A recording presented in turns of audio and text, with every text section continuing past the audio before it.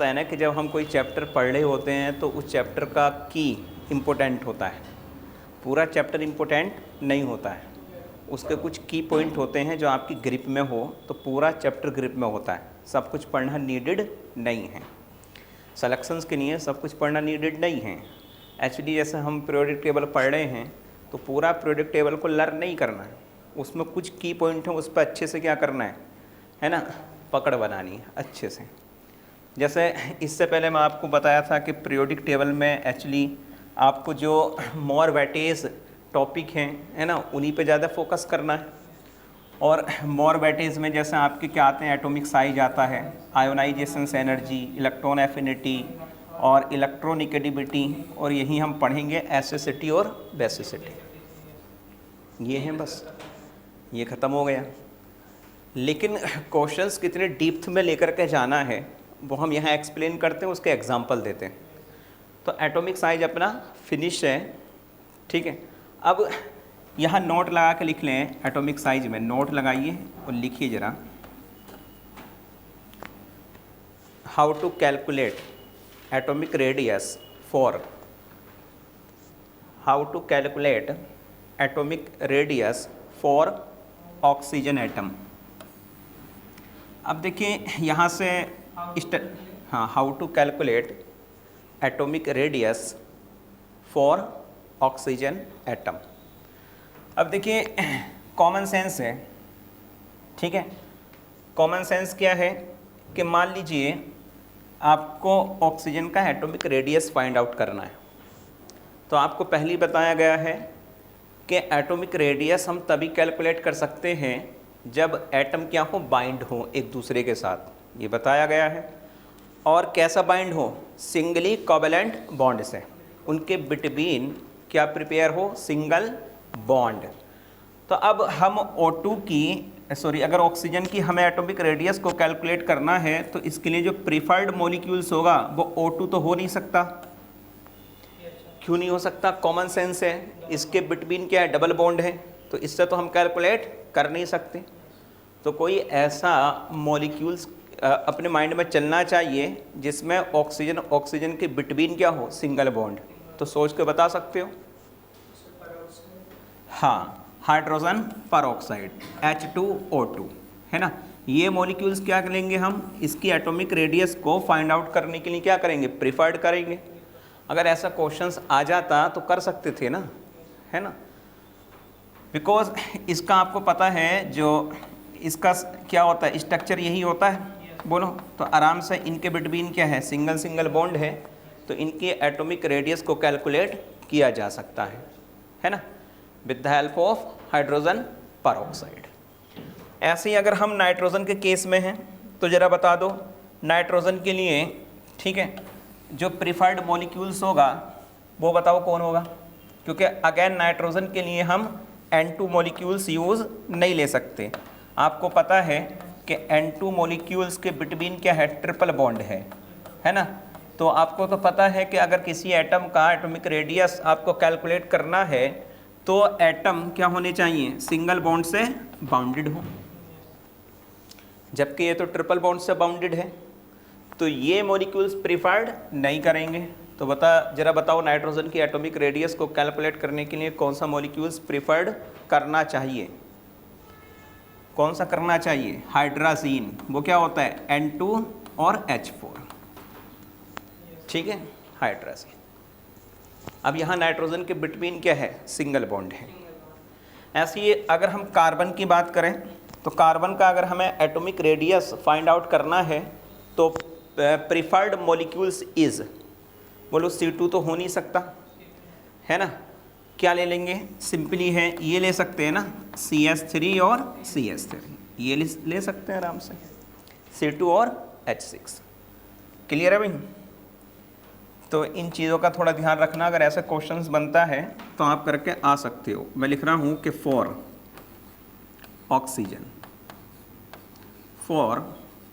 Oxygen atom preferred molecules is H2O2। ऐसे ही हम देख रहे हैं for nitrogen atom preferred molecules is N2H4, इसको बोला जाता है हाइड्राजीन। ऐसे ही फॉर कार्बन एटम, इसके लिए प्रिफर्ड क्या होगा बोलो, C2 और H6। तो ये कुछ स्टैंडर्ड एटॉमिक रेडियस हैं जिनके लिए हम क्या करते हैं भाई, स्टैंडर्ड मॉलिक्यूल्स को प्रिफर्ड करते हैं। क्लियर है? तो ध्यान रखना। और ऐसा हम क्यों कर रहे हैं पता चल गया, क्योंकि एटॉमिक रेडियस को कैलकुलेट करने के लिए मॉलिक्यूल्स को क्या होना पड़ेगा, है ना, सिंगल बॉन्डेड होना चाहिए। क्लियर? चलिए आगे हम शिफ्ट कर रहे हैं, जो अगेन इम्पोर्टेंट है आपके एग्ज़ाम के पॉइंट ऑफ व्यू से। तो हेडिंग डालेंगे आयोनाइजेशंस एनर्जी।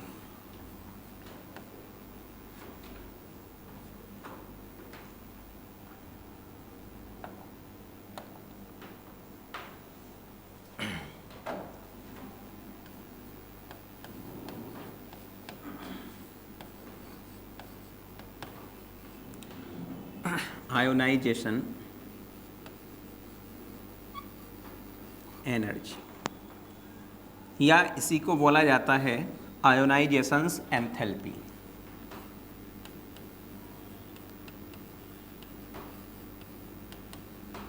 आयोनाइजेशंस एंथैल्पी,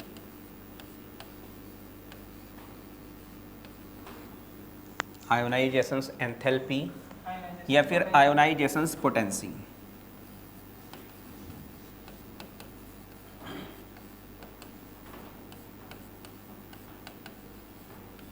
पोटेंसी, ठीक है भाई। आयोनाइजेशंस एनर्जी, आयोनाइजेशंस पोटेंशियल या आयोनाइजेशंस, ठीक है, एनर्जी। इन्हें शॉर्ट क्या चलेगा, IE/IP। इन्हें शॉर्ट क्या लिखेंगे, IE और IP। ठीक है, इसको आपको अच्छे से समझना है कि ये एक्चुअली होती क्या है आयोनाइजेशंस एनर्जी की। अगर हम बात करें तो देखो भाई, आप इतना तो जानते हैं कि आयोनाइजेशंस एनर्जी का मीनिंग क्या है एक्चुअल। ये आपके पास कोई क्या है, एटम है। एटम में इलेक्ट्रॉन होते हैं, ये तो पता है। और इलेक्ट्रॉन कहाँ रिवॉल्विंग करता है, एक डेफिनेट एनर्जी पाथवे पर, जिसको क्या नाम दिया गया है, शेल ऑर्बिट। क्लियर है? अब ज़रा मुझे बताओ, ये जो सेंटर है, सेंटर में क्या कंसंट्रेटेड है, पॉजिटिव चार्ज, है ना। और ये क्या है, इलेक्ट्रॉन निगेटिव चार्ज। तो एटम के अंदर ये एक दूसरे के साथ बाइंड होंगे। किससे बाइंड होंगे, फोर्स ऑफ अट्रैक्शन से। और वो किस नेचर का फोर्स ऑफ अट्रैक्शन होगा, इलेक्ट्रोस्टैटिक नेचर का, क्योंकि इनके बिटवीन वो वर्क करता है जहाँ चार्ज होते हैं। तो ज़रा बताओ, अगर हम न्यूक्लियस के द्वारा लगाया गया इलेक्ट्रॉन पर फोर्स ऑफ अट्रैक्शंस देखें, तो ये बताओ, फोर्स ऑफ अट्रैक्शंस ये न्यूक्लियस इस पर भी अप्लाई कर रहा है, इस पर भी अप्लाई कर रहा है, और एज वेल एज इस पर भी अप्लाई कर रहा है। लेकिन अगर हम एक स्ट्रेंथ देखें इस फोर्सेस की, है ना, एक पावर देखें इस फोर्सेस की, तो आपको पता है कि जो कूलाम्बीय फोर्स होता है वो डायरेक्ट प्रोपोर्शनल किसके होता है, चार्ज के, और इन्वर्स किसके होता है ना, रेडियस के स्क्वायर के। अगर डिस्टेंस बढ़ेगा तो ये घट जाएगा, बोलो भाई। तो नो डाउट अगर हम ये देखें, ये जो आउटर सेल्स का इलेक्ट्रॉन है, जो आउटर सेल्स का इलेक्ट्रॉन है, तो वो न्यूक्लियस से कहाँ है, मैक्सिमम डिस्टेंस पर। अगर मैक्सिमम डिस्टेंस पर है तो न्यूक्लियस के द्वारा लगाया गया इस पर फोर्स ऑफ अट्रैक्शंस क्या होगा, मिनिमम होगा, यही है ना। और सबसे ज़्यादा है न्यूक्लियस के द्वारा लगाया गया फोर्स ऑफ अट्रैक्शंस जो मैक्स होगा वो कहाँ होगा, जो सेल्स न्यूक्लियस के क्लोजर है ना, जो पास में है। ऑलवेज ऐसे ही होगा, हमेशा ऐसे ही होगा। जब जब इलेक्ट्रॉन न्यूक्लियस से मैक्सिमम डिस्टेंस पर होगा तो न्यूक्लियस के द्वारा लगाया गया फोर्स ऑफ अट्रैक्शंस मिनिमम होगा। और जब जब इलेक्ट्रॉन न्यूक्लियस के बहुत क्लोजर होगा तो न्यूक्लियस के द्वारा लगाया गया फोर्स ऑफ अट्रैक्शंस मैक्स होगा। यस। अब जरा बताओ, अगर आपके पास एक चॉइस हो, ये एटम है, हम आपसे बोले हैं कि इस एटम से इलेक्ट्रॉन को क्या कराना है, रिमूव कराना है, इलेक्ट्रॉन को क्या कराना है, एग्जिट कराना है, इलेक्ट्रॉन को रिमूव कराना है। आपके पास अगर चॉइस है तो इजीली आप कौन से इलेक्ट्रॉन को रिमूव करोगे, ये करा सकते हो जो आउटर सेल्स का इलेक्ट्रॉन है, जो आउटर सेल्स का इलेक्ट्रॉन है उसको क्या करोगे भाई, इजीली रिमूव किया जा सकता है। रीज़न क्या है, क्योंकि यहाँ जो फोर्स ऑफ अट्रैक्शंस है वाया न्यूक्लियस वो क्या है, मिनिमम है। अब एक सिंपली बात और बताओ यार जरा, ये इलेक्ट्रॉन इस न्यूक्लियस के चार्ज से किसी फोर्स ऑफ अट्रैक्शन से बाइंड है, ये क्या है, बंधा है, बाइंड है किसी फोर्स ऑफ अट्रैक्शन से। और इस इलेक्ट्रॉन को अगर यहाँ से रिमूव कराना चाहते हो तो ये अट्रैक्शंस तोड़ना पड़ेगा कि नहीं, तभी तो ये निकलेगा यहाँ से। और नो डाउट ये अट्रैक्शंस ऐसे तो टूट नहीं सकता, तो आपको क्या करना पड़ेगा, इस अट्रैक्शंस को वीक करने के लिए, इसको ब्रेक करने के लिए आप क्या अप्लाई करोगे, एनर्जीज। यस, और जिस एनर्जीज पर ये अट्रैक्शंस वीक हो गया, क्या बोल रहा हूँ कि जिस एनर्जीज पर ये अट्रैक्शंस क्या हो गया भाई, वीक हो गया या टूट गया, तो वहाँ इलेक्ट्रॉन क्या करेगा, रिमूव हो जाएगा। तो जो अट्रैक्शंस को वीक करने के लिए आप एनर्जी सोर्स अप्लाई किए हैं, वही एनर्जी सोर्स का अमाउंट क्या कहलाता है, आयोनाइजेशंस एनर्जी। तो आपने पढ़ा होगा कि आयोनाइजेशंस एनर्जी का मीनिंग क्या है कि किसी गैसियस, क्या बोल रहा हूँ, किसी गैसियस आइसोलेटेड एटम से आउटर सेल्स के इलेक्ट्रॉन को रिमूव करने के लिए मिनिमम रिक्वायर्ड एनर्जी क्या कहलाती है, आयोनाइजेशंस एनर्जी। अब यहाँ वर्डों का खेल है, इनको समझना है। Atom must be isolated, atom must be gaseous, और इलेक्ट्रॉन रिमूव कहाँ से हो रहा है, ऑलवेज आउटर सेल्स इलेक्ट्रॉन से। तो इसकी वजह है, रीज़न है, आउटर सेल्स इलेक्ट्रॉन को ही क्यों रिप्रेजेंट किया, क्योंकि यहाँ से इलेक्ट्रॉन को निकालना आसान है। जैसे ही मैं इस पर सोर्स ऑफ एनर्जी अप्लाई करूँगा तो सबसे पहले इलेक्ट्रॉन उस एनर्जी को एब्जॉर्ब करके कौन सा रिमूव होगा, जो आउटर सेल्स का है, जहाँ फोर्स ऑफ अट्रैक्शंस मिनिमम है वही निकलेगा ना यार। यस, दूसरा वही कि एटम आइसोलेटेड क्यों हो, सिंगल क्यों हो एटम, बाइंड क्यों ना हो, और थर्ड क्या है कि गैसियस क्यों हो। इसका अभी रीज़न हम थोड़ी देर में देखना जा रहे हैं। बट देखिए ज़रा, तो ये क्लियर हो गया, क्या क्लियर हो गया कि हमेशा किसको रिप्रेजेंट करेंगे, आउटर सेल्स इलेक्ट्रॉन को। उसको ही क्यों रिप्रेजेंट कर रहे हैं, उसलिए रिप्रेजेंट किया जा रहा है क्योंकि जब जब इलेक्ट्रॉन आउटर सेल्स में होगा तो रिक्वायर्ड एनर्जी कम खर्च होगी। फॉर एग्जांपल आपको पता है, अभी हम बता रहे थे, ये सेंटर है, ये पहली सेल है, ये सेकंड सेल है और ये थर्ड सेल है। ये इसके आउटर सेल्स हैं, ये इनर है, ये इनर है। क्लियर है। अगर आउटर को मैंने n माना है तो ये इनर क्या हो जाएगी, n-1, और ये इनर क्या हो जाएगी, n-2। आप ये जानते हैं कि न्यूक्लियस के द्वारा लगाया गया फोर्स ऑफ अट्रैक्शंस इस इलेक्ट्रॉन पर मैक्सिमम है, और मिनिमम किस पर है भाई, इस इलेक्ट्रॉन पर है कि नहीं। तो इसका मीन्स अगर हम देखें तो ये वाला इलेक्ट्रॉन यहाँ से क्या हो सकता है, इजीली रिमूव किया जा सकता है then compare to it, because ये टाइटली बाउंड है। बोलो क्यों टाइटली बाउंड है, क्योंकि फोर्स ऑफ अट्रैक्शंस मैक्स है, और इसके फोर्स ऑफ अट्रैक्शंस को तोड़ने के लिए इसके कंपेयर में रिक्वायर्ड एनर्जी क्या होगी, मैक्स होगी ना। तो हमेशा इलेक्ट्रॉन कहाँ से जाएगा, आउटर सेल से ही जाएगा। हाँ, आउटर सेल्स का इलेक्ट्रॉन कंप्लीटली निकल गया, अब आउटर सेल्स में इलेक्ट्रॉन बचा ही नहीं, तो ऑब्वियसली अब इलेक्ट्रॉन कहाँ से जाने शुरू हो जाएंगे, यहाँ से। अब इसके लिए ये आउटर हो जाएगी। तो समझ में आता कि हमेशा डेफिनेशंस में आउटर सेल्स को ही क्यों रिप्रेजेंट किया जाता है, इसलिए किया जाता है कि न्यूक्लियस के द्वारा लगाया गया वहाँ फोर्स ऑफ अट्रैक्शंस मिनिमम होगा, और उस इलेक्ट्रॉन को एटम से रिमूव कराने के लिए रिक्वायर्ड एनर्जी भी कम होगी। चलो पहले इसकी डेफिनेशंस लिख लो, फिर मैं और आगे एक्सप्लेन करूंगा कि एटम मस्ट बी आइसोलेटेड और गैसियस। डेफिनेशंस लिखो जरा, लिखेंगे definitions. minimum energy required, minimum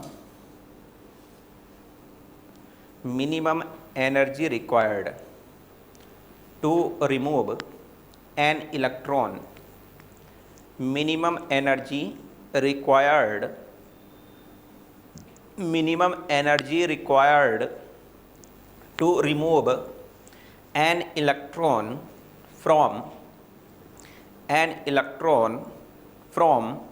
outermost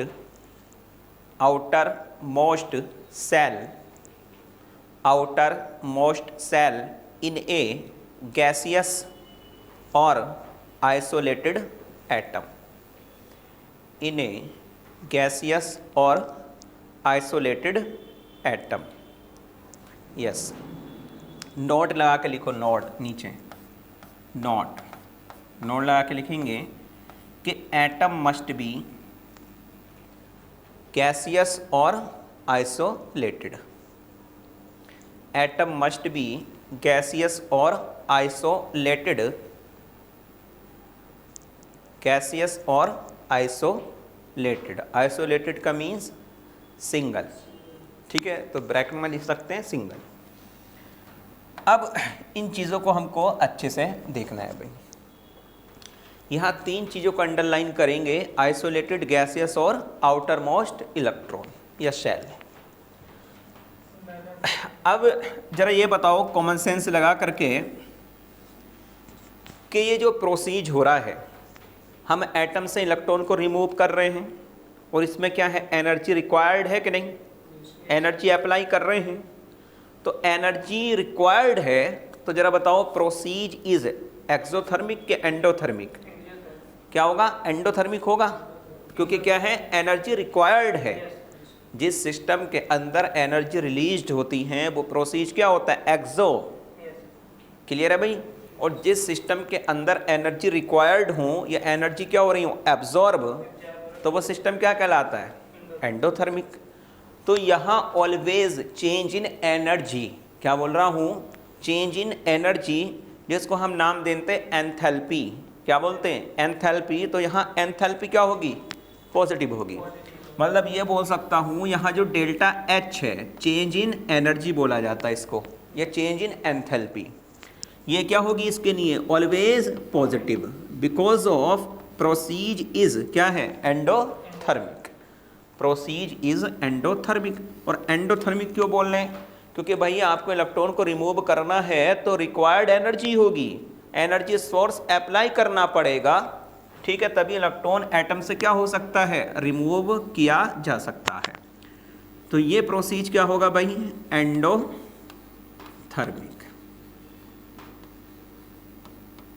endothermic है ना। अब देखिए, आओ इधर देख लेते हैं, मैं उसको एक्सप्लेन कर रहा हूँ। मैंने क्या लिखा था कि एटम मस्ट बी आइसोलेटेड, और भाई एटम मस्ट बी क्या होना चाहिए, गैसियस। इसकी हम बात करेंगे, ज़रा देखो। फॉर एग्ज़ाम्पल, अपने पास सोडियम सॉलिड है, सोडियम की जो स्टैंडर्ड फॉर्म है वो क्या होगा, सॉलिड फॉर्म इसकी स्टैंडर्ड है। कोई भी एलिमेंट्स या एटम किस फॉर्म में एग्जिस्ट करता है जनरली, जो उसकी स्टैंडर्ड होती है, जिसमें वो नेचुरली क्या करता है, एग्जिस्ट करता है ना। तो ये चूँकि मेटल है, तो मेटल का नेचर क्या है, सॉलिड, तो जितनी भी मेटल हैं वो किस में जनरली एग्जिस्ट करेंगे भाई, सॉलिड में। तो ये इसकी क्या होगी, स्टैंडर्ड फॉर्म। जैसे ऑक्सीजन है, ऑक्सीजन एटम में एग्जिस्ट नहीं करती, किस में एग्जिस्ट करती है, O2 मॉलिक्यूल्स में, ये इसकी स्टैंडर्ड फॉर्म है, ठीक है।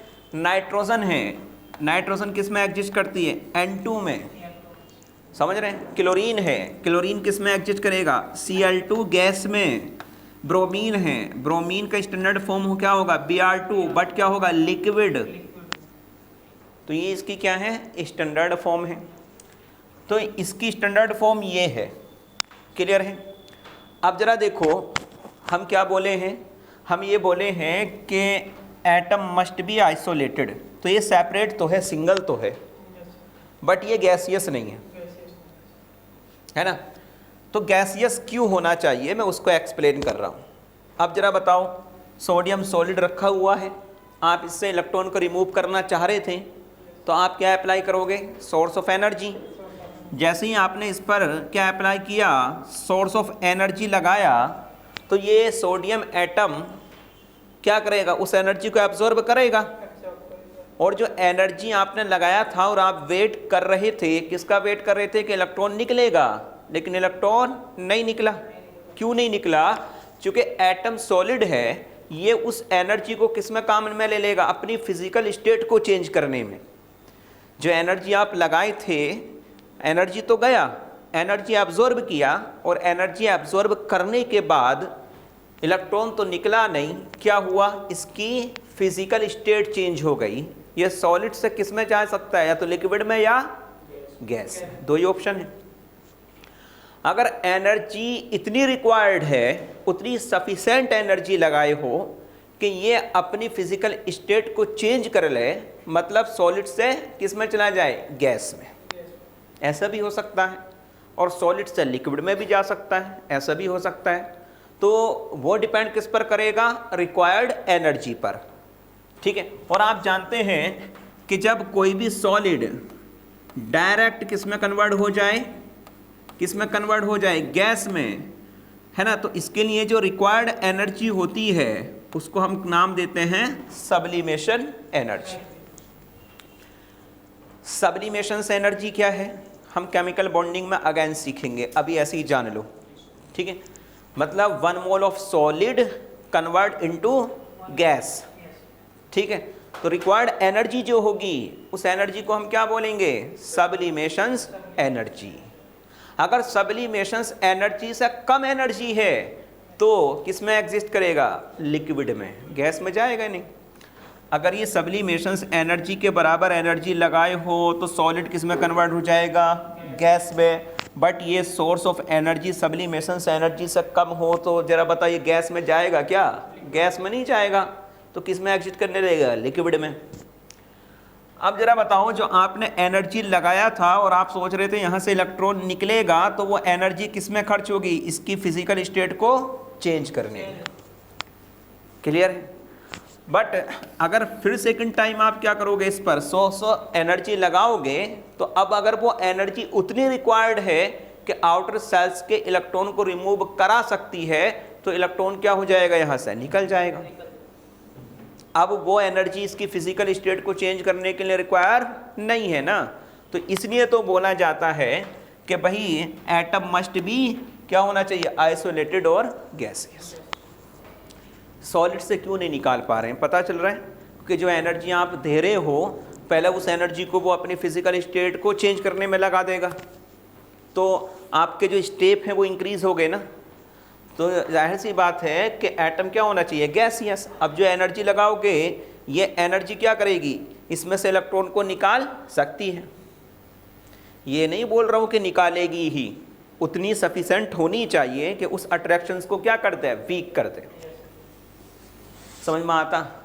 दूसरा हमने बोला कि एटम मस्ट बी आइसोलेटेड। जैसे F2 है, F2 में से हम क्या कर रहे हैं, बोलो, इलेक्ट्रॉन निकालना चाह रहे हैं, सोर्स ऑफ एनर्जी लगाया, इलेक्ट्रॉन निकला ही नहीं।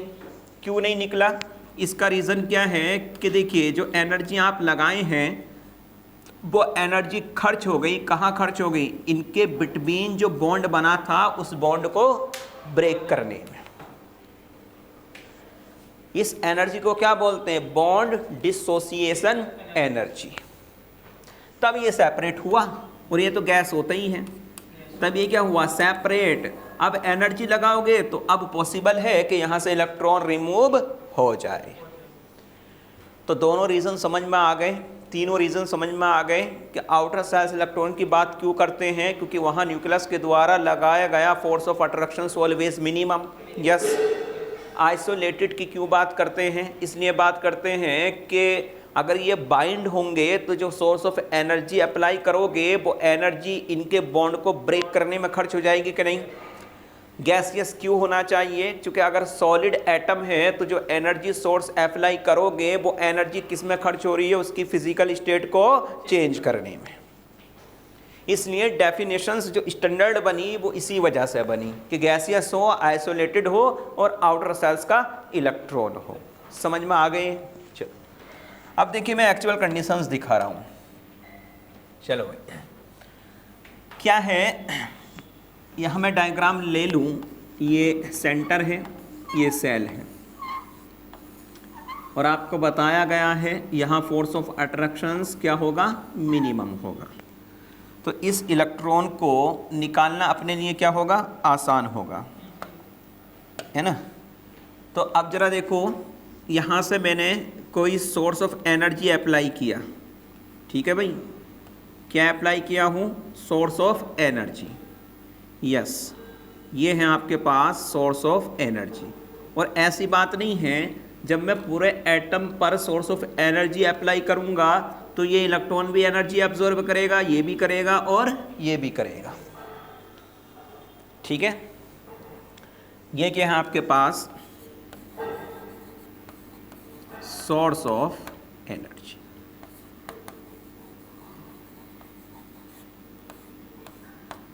ठीक, अगर ये एनर्जी जो अप्लाई किए हैं अगर ये उतनी सफिशेंट है, क्या बोल रहा हूँ, ये जो एनर्जी का अमाउंट लगाए हैं अगर ये उतनी सफिशेंट है कि इनके फोर्स ऑफ अट्रैक्शंस को तोड़ दे तो इलेक्ट्रॉन निकल जाएगा। और जहाँ ये टूटेगा तो इलेक्ट्रॉन यहाँ से क्या होगा? इमिट होगा। इलेक्ट्रॉन यहाँ से क्या हो जाएगा भाई? रिमूव हो जाएगा।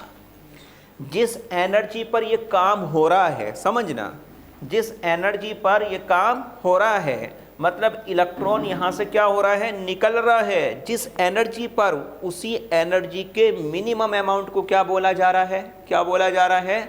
Ionisation energy. ये है आयोनाइजेशन एनर्जी। समझ में आता है? आयोनाइजेशन एनर्जी एक्चुअली क्या है? मिनिमम एनर्जी का अमाउंट जिस पर इलेक्ट्रॉन क्या हो? रिमूव हो जाए। फॉर एग्जाम्पल, समझाने के लिए डाटा ले रहा हूँ, सिर्फ समझाने के लिए। मैंने एनर्जी अप्लाई किया +20 किलो जूल पर मोल। एनर्जी किसके लिए होती है? 1 मोल या एटम पर एटम, ठीक है। तो मैंने सोर्स ऑफ एनर्जी लगाया 20 किलो जूल पर मोल।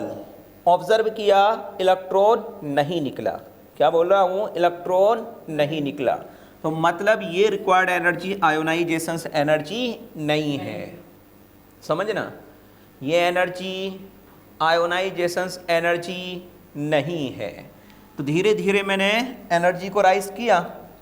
मैंने इसको किया 25, कितना कर दिया?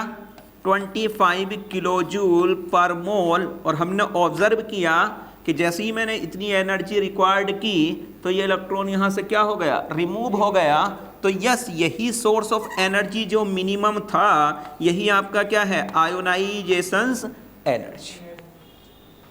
इसका मीन्स ये है, अगर मैं इतनी भी एनर्जी ले लूँ 24.99 किलो जूल पर मोल, तो ये भी एनर्जी सफिशेंट नहीं है, बट क्लोज टू 25 है।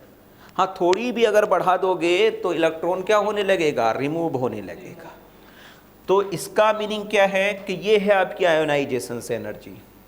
अब जरा बताओ, कॉमन सेंस है, अगर मैं इस इलेक्ट्रॉन को निकालना चाहूँ तो इसके कंपेयर में इस न्यूक्लियस के द्वारा इस पर लगाया गया फोर्स ऑफ अट्रैक्शंस मैक्स है। अगर फोर्स ऑफ अट्रैक्शंस मैक्स है तो रिक्वायर्ड एनर्जी भी इसके कंपेयर में क्या होनी चाहिए? ज़्यादा होनी चाहिए कि नहीं?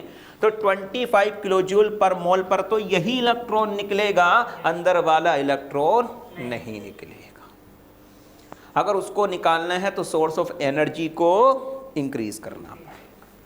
तो तभी तो लिखाया हूं मिनिमम एनर्जी रिक्वायर्ड। ये मिनिमम है जिस पर इलेक्ट्रॉन आउटर सेल्स का आपके एटम से क्या हो जाएगा? रिमूव। और जिस एनर्जी पर रिमूव हो गया, यस, वही एनर्जी का अमाउंट क्या है? आयोनाइजेशन एनर्जी या एंथैल्पी। समझ में आया ये चीज? तो जरा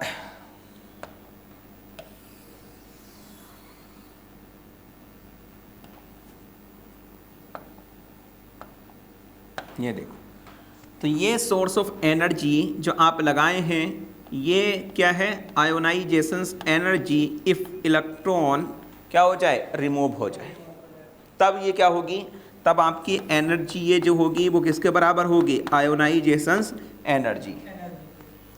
अगर इलेक्ट्रॉन आपके एटम से क्या हो जाए, रिमूव। ये डायग्राम बनाओ जरा।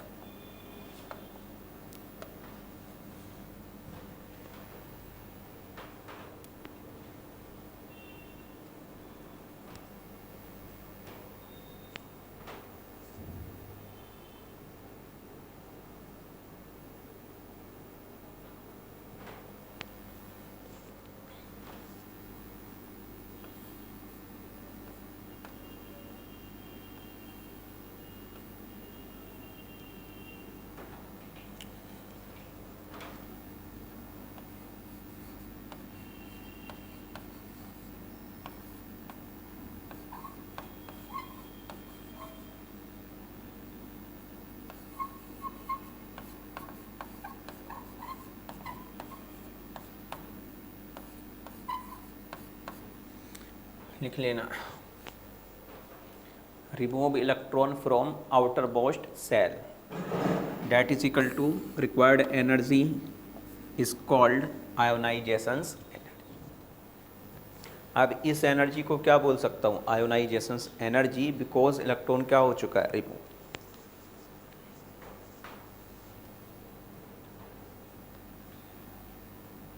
देखिए, तो ये चीज़ें इसलिए समझा रहा था मैं ताकि जब हम फैक्टर देखेंगे, अफेक्टिंग फैक्टर, उसमें दिक्कत ना हो आपको, है ना। चलिए, ये मेरे पास कोई एटम है, A4 एटम, और क्या है, गैसियस है और आइसोलेटेड है। अच्छे से देखते रहना। यहाँ से मैंने इलेक्ट्रॉन को रिमूव किया, माइनस इलेक्ट्रॉन, इलेक्ट्रॉन को रिमूव किया तो किस में कन्वर्ट हो जाएगा, उसके कैटायन में। क्या बनाएगा, A+ गैसियस में कन्वर्ट हो जाएगा। और इस इलेक्ट्रॉन को निकालने के लिए जो एनर्जी रिक्वायर्ड थी उसी को क्या बोला जा रहा है, आयोनाइजेशन एनर्जी। यस, तो ये जो एनर्जी है ये क्या कहलाएगी, आयोनाइजेशन एनर्जी। बट जरा देखना, इसका और मैं नाम लिख दूं, आयोनाइजेशन एनर्जी क्या बोल सकता हूं, फर्स्ट। पहले इलेक्ट्रॉन को निकालने के लिए रिक्वायर्ड एनर्जी क्या है ना, आयोनाइजेशन एनर्जी फर्स्ट। अब भाई इलेक्ट्रॉन तो और भी निकाले जा सकते हैं, ऐसा तो है नहीं, लिमिटेशन तो है नहीं कि एक ही निकालोगे, ठीक है। जैसे ही यहाँ से मैंने फिर से इलेक्ट्रॉन को रिमूव किया तो जो रिक्वायर्ड एनर्जी होगी इस इलेक्ट्रॉन को रिमूव करने के लिए वो क्या होगी, आयोनाइजेशन एनर्जी होगी कि नहीं। यस, और किस में कन्वर्ट हो जाएगा, +2 कैटायन में, बोलो भाई। और ये जो सोर्स ऑफ एनर्जी है जिस पर ऐसा हुआ है वही क्या है, आयोनाइजेशन एनर्जी। बट ये क्या कहलाएगी, सेकंड आयोनाइजेशन एनर्जी। फिर से मैंने इलेक्ट्रॉन को निकाला और ये जो आपका एटम है वो किस में कन्वर्ट हो जाएगा, है ना, इसमें कन्वर्ट हो जाएगा कि नहीं, +3 में। और यहाँ जो सोर्स ऑफ एनर्जी है वो क्या होगी, आयोनाइजेशन एनर्जी थर्ड होगी कि नहीं भाई।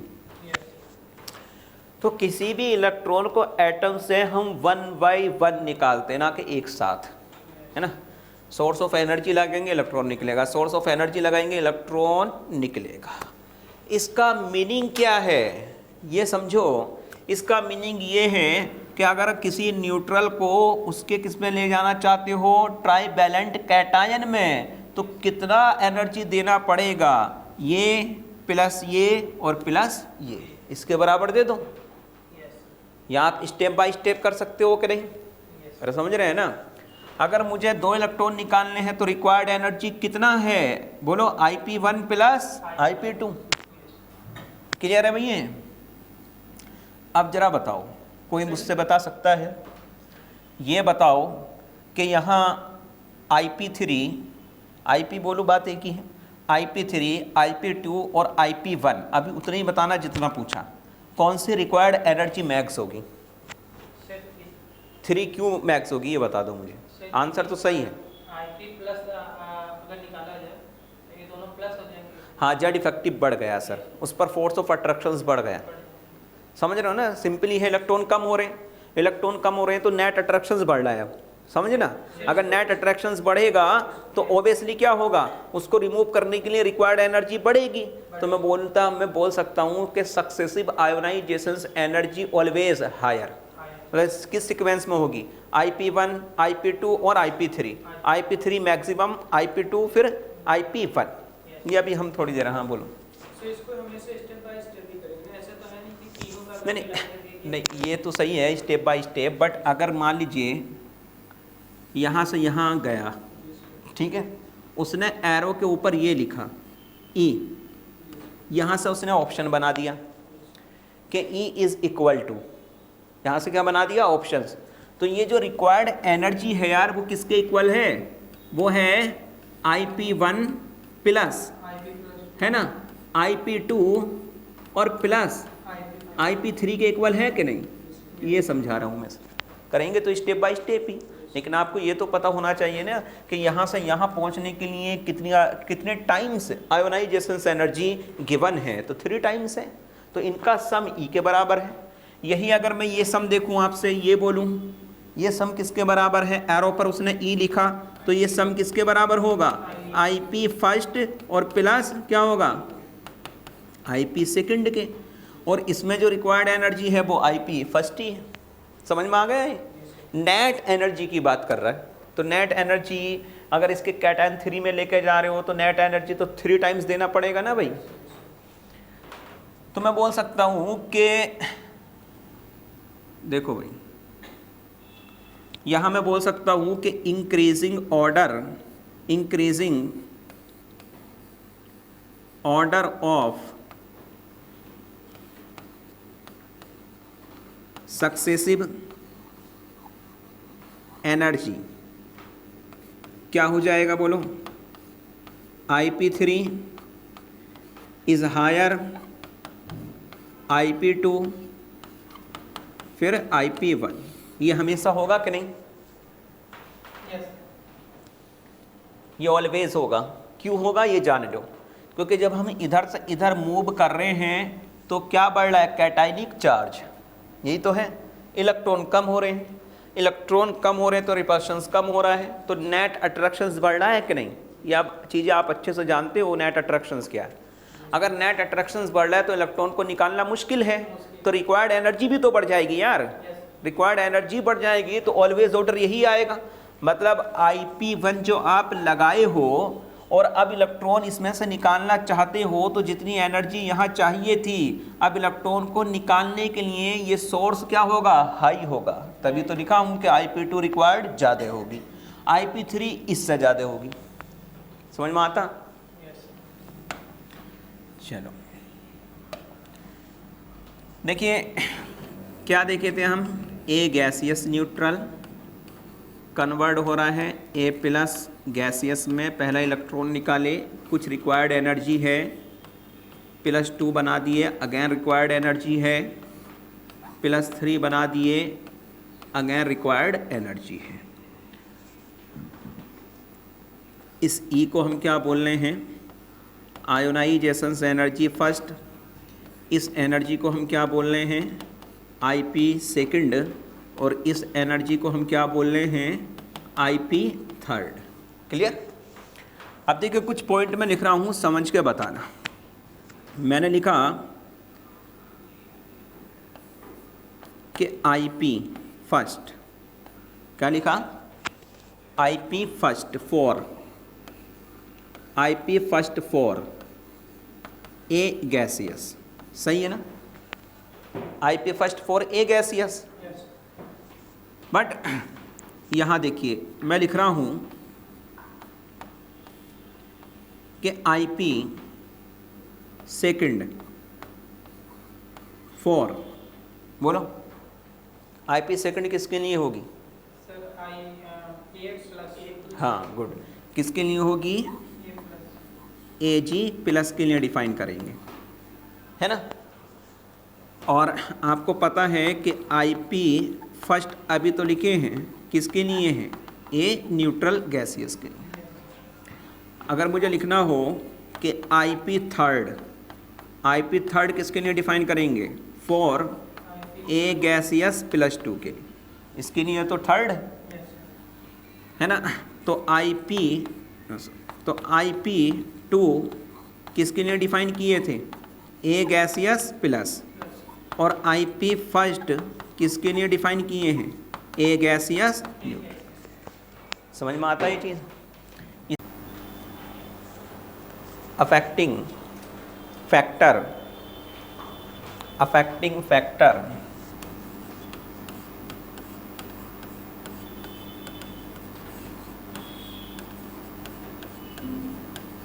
factors on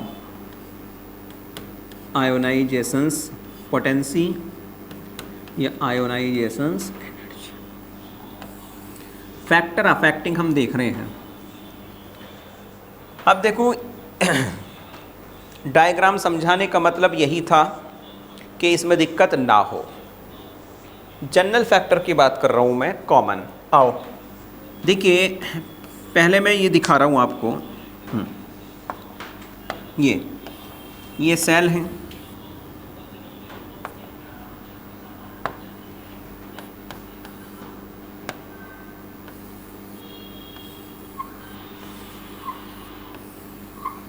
ठीक। ये इलेक्ट्रॉन है, किसकी बात करेंगे हम? आउटर इलेक्ट्रॉन की। वही दिखा देता हूँ। अब प्रिडिक्शन करो, न्यूक्लियस के द्वारा लगाया गया फोर्स ऑफ अट्रैक्शन इस इलेक्ट्रॉन पर हाई है या इस इलेक्ट्रॉन पर हाई है? इस पर ना। इसका साइज क्या है? स्मॉल है कि नहीं? इसका साइज क्या है? लार्ज है कि नहीं? जब एटम का साइज स्मॉल होगा, क्या बोल रहा हूँ, जब एटम का साइज स्मॉल होगा तो न्यूक्लियस के द्वारा लगाया गया आउटर सेल्स इलेक्ट्रॉन पर फोर्स ऑफ अट्रैक्शंस मैक्स होगा। अगर फोर्स ऑफ अट्रैक्शंस मैक्स होगा तो वहाँ से इलेक्ट्रॉन को निकालना मुश्किल होगा कि नहीं? अगर मुश्किल होगा तो रिक्वायर्ड एनर्जी बढ़ जाएगी कि नहीं? तो अगर यहाँ मैं देखूँ कि इन दोनों केस में इलेक्ट्रॉन को निकालने के लिए रिक्वायर्ड एनर्जी कहाँ हाई है? यहाँ हाई है कि नहीं? क्योंकि ये इलेक्ट्रॉन यहाँ टाइटली बाइंड है कि नहीं इसके कंपेयर में, क्योंकि यहाँ डिस्टेंस बढ़ गया। अगर डिस्टेंस बढ़ गया तो न्यूक्लियस का लगाया गया फोर्स ऑफ अट्रैक्शंस कम हो गया कि नहीं? तो इलेक्ट्रॉन को निकालना आसान हो गया कि नहीं? यहाँ इलेक्ट्रॉन को निकालना मुश्किल है कि नहीं? यस। तो रिक्वायर्ड एनर्जी भी ज़्यादा होगी कि नहीं? सिंपल है यार। तो ज़रा बताओ, ये वाला जो फिनोमिनॉन है वो साइज के क्या होना चाहिए? डायरेक्ट प्रोपोर्शनल के इनवर्स? डायरेक्ट प्रोपोर्शनल कहाँ हो रहा है? साइज बढ़ रहा है तो आयोनाइजेशन एनर्जी कहाँ बढ़ रही है? इनवर्स होगा ना। जितना छोटा उतनी ज़्यादा आयोनाइजेशन एनर्जी। प्रोपोर्शनल का मतलब समझ, तो ये बढ़ता है तो वो भी बढ़ना चाहिए। तो साइज बढ़ा तो आयोनाइजेशन एनर्जी तो घटा ना, है ना। तो ये डायग्राम बना करके समझाने का मतलब क्या था कि मैं जो फैक्टर लिखा रहा हूँ वो आपको लर्न नहीं करने। अगर भूल जाओ तो की आना चाहिए। की क्या है? इलेक्ट्रॉन को निकालने के लिए रिक्वायर्ड एनर्जी। इलेक्ट्रॉन अगर मुश्किल से निकल रहा है तो रिक्वायर्ड एनर्जी ज़्यादा होगी, इलेक्ट्रॉन आसानी से निकल रहा है तो रिक्वायर्ड एनर्जी कम होगी। मुश्किल से कब निकलेगा? जब फोर्स ऑफ अट्रैक्शन मैक्स होंगे या स्टेबिलिटी हाई होगी। सिंपल है यार। तो पहला फैक्टर हम देख रहे हैं साइज। क्या? Size, atomic size. तो यहाँ से हम लिख सकते हैं कि IP इनवर्स टू क्या हो जाएगा? Atomic size. जनरल फैक्टर की बात कर रहा हूँ ओनली। जरा बताओ, साइज वेरी कहाँ करता है जनरली? इन ए ग्रुप। ज़्यादा तो वेरी वही करता है, पीरियड में तो पार्शली वेरी करता है। पीरियड में क्या ज़्यादा वेरी करता है? Z effective. तो जनरली इसको कहाँ देखना है आपको? इन ए ग्रुप। जनरली बोल रहा हूँ तो जनरली इसको कहाँ देखना है? इन ए ग्रुप। बोलो भाई, समझ में आता? कहने का मीनिंग ये है कि एटम का अगर एटॉमिक साइज बढ़ेगा तो इलेक्ट्रॉन को निकालना होगा आसान, क्योंकि फोर्स ऑफ अट्रैक्शंस होंगे वीक, तो आयोनाइजेशन एनर्जी भी क्या होगा? कम होगा। रिक्वायर्ड एनर्जी कम होगा कि नहीं? फॉर एग्ज़ाम्पल अपने पास एग्ज़ाम्पल है जैसे सोडियम है, पोटेशियम है, रुबिडियम है, सीजियम है। इसका अगर हम क्या लिखें, इंक्रीजिंग ऑर्डर ऑफ आयोनाइजेशंस एनर्जी, तो सबसे ज़्यादा आयोनाइजेशंस एनर्जी इसका होगा। साइज के क्या है, इन्वर्स। इधर से इधर जा रहे हैं तो ज़रा बताओ एटॉमिक साइज बढ़ रहा है कि नहीं, क्योंकि सेल बढ़ रहा है। अगर साइज बढ़ा तो ज़रा बताओ आयोनाइजेशंस एनर्जी कम हो जाएगा कि नहीं, इधर से इधर जाने पर। तो ये क्या हो जाएगा, इंक्रीज़ हो जाएगा। मतलब ये जो मेटल है इसका आयोनाइजेशंस एनर्जी क्या है, मिनिमम है। बिकॉज मिनिमम क्यों है, क्योंकि यहाँ इलेक्ट्रॉन सेंटर से क्या है, मैक्सिमम डिस्टेंस पर होगा, तो इनके बीच में फोर्स ऑफ अट्रैक्शंस कम होगा। तो इसको यहाँ से निकालने के लिए रिक्वायर्ड एनर्जी भी क्या होगी, कम। तो इसलिए तो इसके आयोनाइजेशंस एनर्जी क्या है, कम। आप डायरेक्ट जा सकते हो फॉर्मूला बेस। समझ में आ गया है। चलिए सेकंड फैक्टर हम देख रहे हैं। सेकंड इज, पहले मैं इसको समझाऊंगा तब लिखना। Second, effective nuclear charge.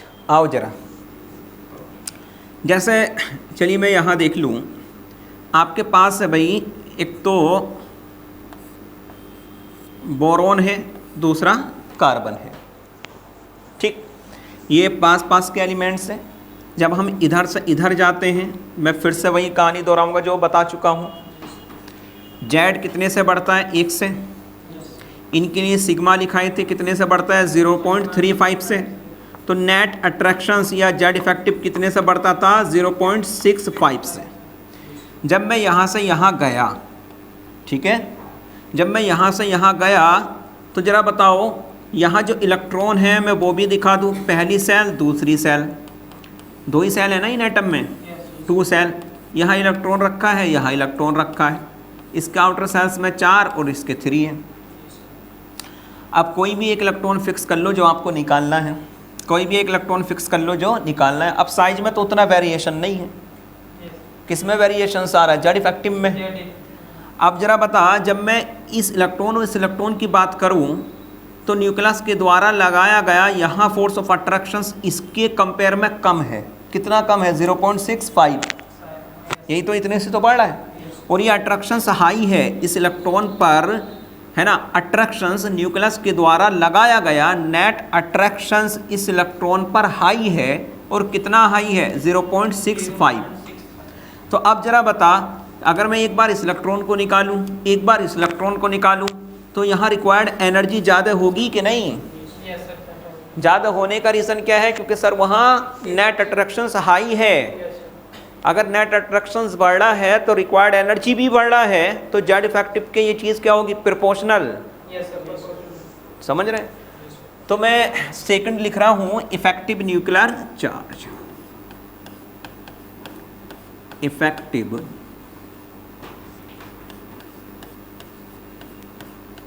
Nuclear charge in A short Z effect. तो भाई यहाँ से हम रिलेशनशिप आराम से देखे हैं कि आयोनाइजेशंस पोटेंसी डायरेक्ट प्रोपोर्शनल टू क्या हो जाएगी, जेड इफेक्टिव। क्योंकि नेट अट्रैक्शंस बढ़ेगा, इलेक्ट्रॉन को निकालना होगा मुश्किल। तो इसका मीनिंग ये है कि इफ़ जेड इफेक्टिव इंक्रीज्ड तो आयोनाइजेशंस एनर्जी भी क्या हो जाएगा, इंक्रीज्ड।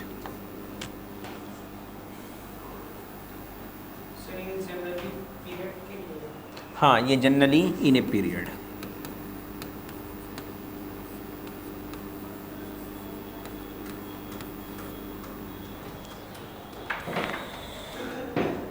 ठीक, अभी तो मैं कॉमन बात कर रहा हूँ बिल्कुल।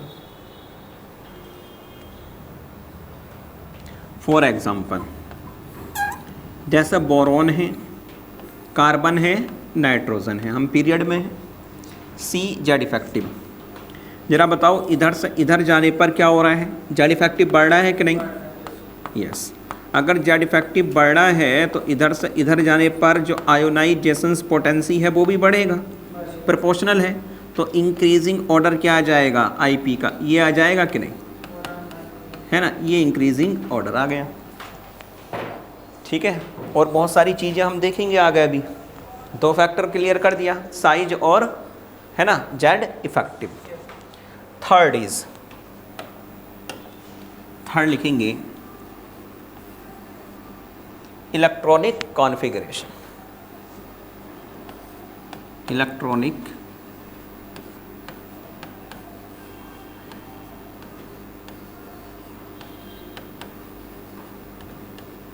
Third is electronic configurations. अब बताओ भाई, इलेक्ट्रॉनिक कॉन्फ़िगरेशंस की अगर मैं बात करूं, पहले लिख देता हूं, एक इलेक्ट्रॉनिक कॉन्फ़िगरेशंस मेरे पास ऐसा है, एक इलेक्ट्रॉनिक कॉन्फ़िगरेशंस मेरे पास ऐसा, NP3 और NP4। आप जानते हैं ये हाफ फील्ड स्टेबल हैं, ये कोई फील्ड स्टेबल नहीं, समझ रहे हैं? ये क्या है? हाफ फील्ड स्टेबल है। अब कॉमन सेंस लगाओ, किसमें से इलेक्ट्रॉन को निकालना मुश्किल है? 3 से, बिकॉज क्योंकि ये स्टेबल है। ये इलेक्ट्रॉनिक कॉन्फ़िगरेशंस क्या है? स्टेबल है यार। अगर स्टेबल है तो यहाँ से इलेक्ट्रॉन को निकालना मुश्किल होगा, और जो खुद अनस्टेबल है उससे तो इलेक्ट्रॉन निकालना आसान है ना। किसी की भी स्टेबिलिटी को डिस्टर्ब करना आसान है क्या? बहुत मुश्किल होता है। कोई अनस्टेबल है वो तो खुद चाहता है कि हम स्टेबल की तरफ शिफ्ट हो जाएं, लेकिन जो स्टेबल है वो चाहेगा क्या कि हम अनस्टेबल हो जाएं? तो अगर मैं स्टेबिलिटी की बात करूं तो स्टेबल तो यही है यार। क्लियर है भाई? अगर स्टेबल यही है तो यहाँ से अगर मैं इलेक्ट्रॉन को निकाल दूंगा तो निकालने के बाद अनस्टेबल हो रहा है कि नहीं? तो वो नहीं चाहेगा यहाँ से इलेक्ट्रॉन निकले, मुश्किल होगा इलेक्ट्रॉन को निकालना। फिर भी इलेक्ट्रॉन निकालना चाह रहे हो तो रिक्वायर्ड एनर्जी इसके कंपेयर में ज़्यादा देना पड़ेगा। एक फुल्ली फिल्ड है और एक अगेन कोई फील्ड नहीं है, तो फिर से फुल्ली फिल्ड से इलेक्ट्रॉन निकालना मुश्किल होगा। तो जरा बता, आयोनाइजेशन एनर्जी क्या इलेक्ट्रॉनिक कॉन्फ़िगरेशंस पर भी डिपेंड कर रही है? यस, कर रही है। हाफ फील्ड और फुल फील्ड, हाफ फील्ड और फुल्ली फील्ड, ये ज़्यादा स्टेबल होते हैं तो इनसे इलेक्ट्रॉन को भी निकालना मुश्किल है। अब जब हम आयोनाइजेशन एनर्जी की बहुत सारी चीज़ें पढ़ लेंगे कलेक्टिवली, तब हमारा एक माइंड सेटअप होगा कि हमें ऑर्डर अरेंज करते करते क्या क्या चीज़ें देखनी है। जेड इफेक्टिव देख लिए, साइज देख लिए, अब किसकी बात कर रहा हूँ? इलेक्ट्रॉनिक कॉन्फ़िगरेशंस की। देखिए, इन सबको भूल जाओ, मैं तो एक ही बात बोलता, आयोनाइजेशन एनर्जी के जब भी क्वेश्चंस डील करो तो एक ही चीज़ याद रखो, स्टेबिलिटी और अनस्टेबिलिटी, फोर्स ऑफ अट्रैक्शंस। बस जहाँ ज़्यादा होगा वहाँ रिक्वायर्ड एनर्जी ज़्यादा होगी। अब ज़रा बता, हम कॉमन सेंस अपना लगाएं तो पूरी पीरियोडिक टेबल में सबसे ज़्यादा जो स्टेबल एलिमेंट्स हैं वो क्या हैं? Inert gases. तो वहाँ से इलेक्ट्रॉन को निकालना बहुत आसान तो है नहीं, सबसे मुश्किल है कि नहीं? तो पूरी पीरियोडिक टेबल में सबसे ज़्यादा अगर आयोनाइजेशन एनर्जी है तो वो कौन से एलिमेंट्स का है? इनर्ट गैसेस का सबसे हाई, क्योंकि वो स्टेबल हैं यार, फुल्ली फिल्ड हैं, इनर्ट हैं। समझ में आता? तो अगर इन दोनों में मुझे डिसीजन लेना होगा तो ionisation energy NP3 is NP4। अगर नहीं पता तो याद रखना पड़ेगा, अगर कंसेप्ट समझ में नहीं आता तो याद रखना पड़ेगा। क्या याद रखना पड़ेगा? NP3 is higher NP4। But ये कब वैलिड है? ऐसा नहीं कि कहीं का कहीं भी लगा दो, पास के एलिमेंट्स में क्या हो? पास के एलिमेंट्स हों तब ये वैलिड है। ऐसा नहीं कि सेल चेंज हो गई तब भी आप फुल फील्ड और हाफ फील्ड देख रहे हो, तब और चीज़ें भी मैं बताऊंगा। तो ये कहाँ वैलिड है? जब जेड में डिफरेंस कितने का हो? 1 का, ये बोल सकता हूँ, है ना। दूसरा एक चीज़ और यहाँ लिख रहा हूँ, समझाऊंगा। NH2 is higher NP1। क्या? NH2 is higher NP1। ये बॉक्स बड़ा इम्पोर्टेंट है आपके लिए। ये बॉक्स क्या है? मोर इम्पोर्टेंट है। यहाँ लिखेंगे कि वैलिड ओनली फॉर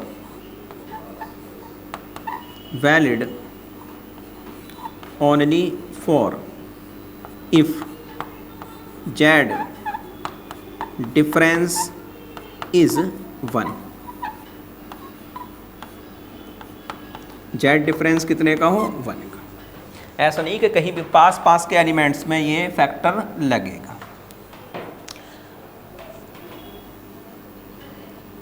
इसको हम नाम दे रहे हैं half field stability, half filled stable, और इसको हम नाम दे रहे हैं पेनिट्रेशन। अभी यही समझाने जा रहा हूँ। पेनिट्रेशन इफेक्ट, इसको क्या बोला जाता है? पेनिट्रेशन इफेक्ट बोला जाता है। इसको क्या है यही समझाने जा रहा हूँ। पेनिट्रेशन इफेक्ट क्या है वो समझाने जा रहा हूँ। ये समझ में आ गया? हाफ फील्ड, इसका क्यों ज़्यादा है? क्योंकि ये हाफ फील्ड है। और ये फिनोमिनोन कहाँ वैलिड है? जब जेड में डिफरेंस 1 हो, मतलब पास पास के एलिमेंट्स हों, ये भी तभी वैलिड है। बट इसका आयोनाइजेशन एनर्जी हाई क्यों है? NH2 is greater than NP1। ये किसका ऑर्डर है? आयोनाइजेशन एनर्जी का इंक्रीजिंग ऑर्डर है। ये क्यों ज़्यादा है? इससे ये समझाने की कोशिश कर रहा हूँ। पहला फुलफिल्ड है, एक रीज़न कौन सा है? पेनिट्रेशन। ये पेनिट्रेशन क्या है ये समझाने की कोशिश कर। चलो भाई, हेडिंग डाल लेंगे छोटा सा फिर से, penetration effect.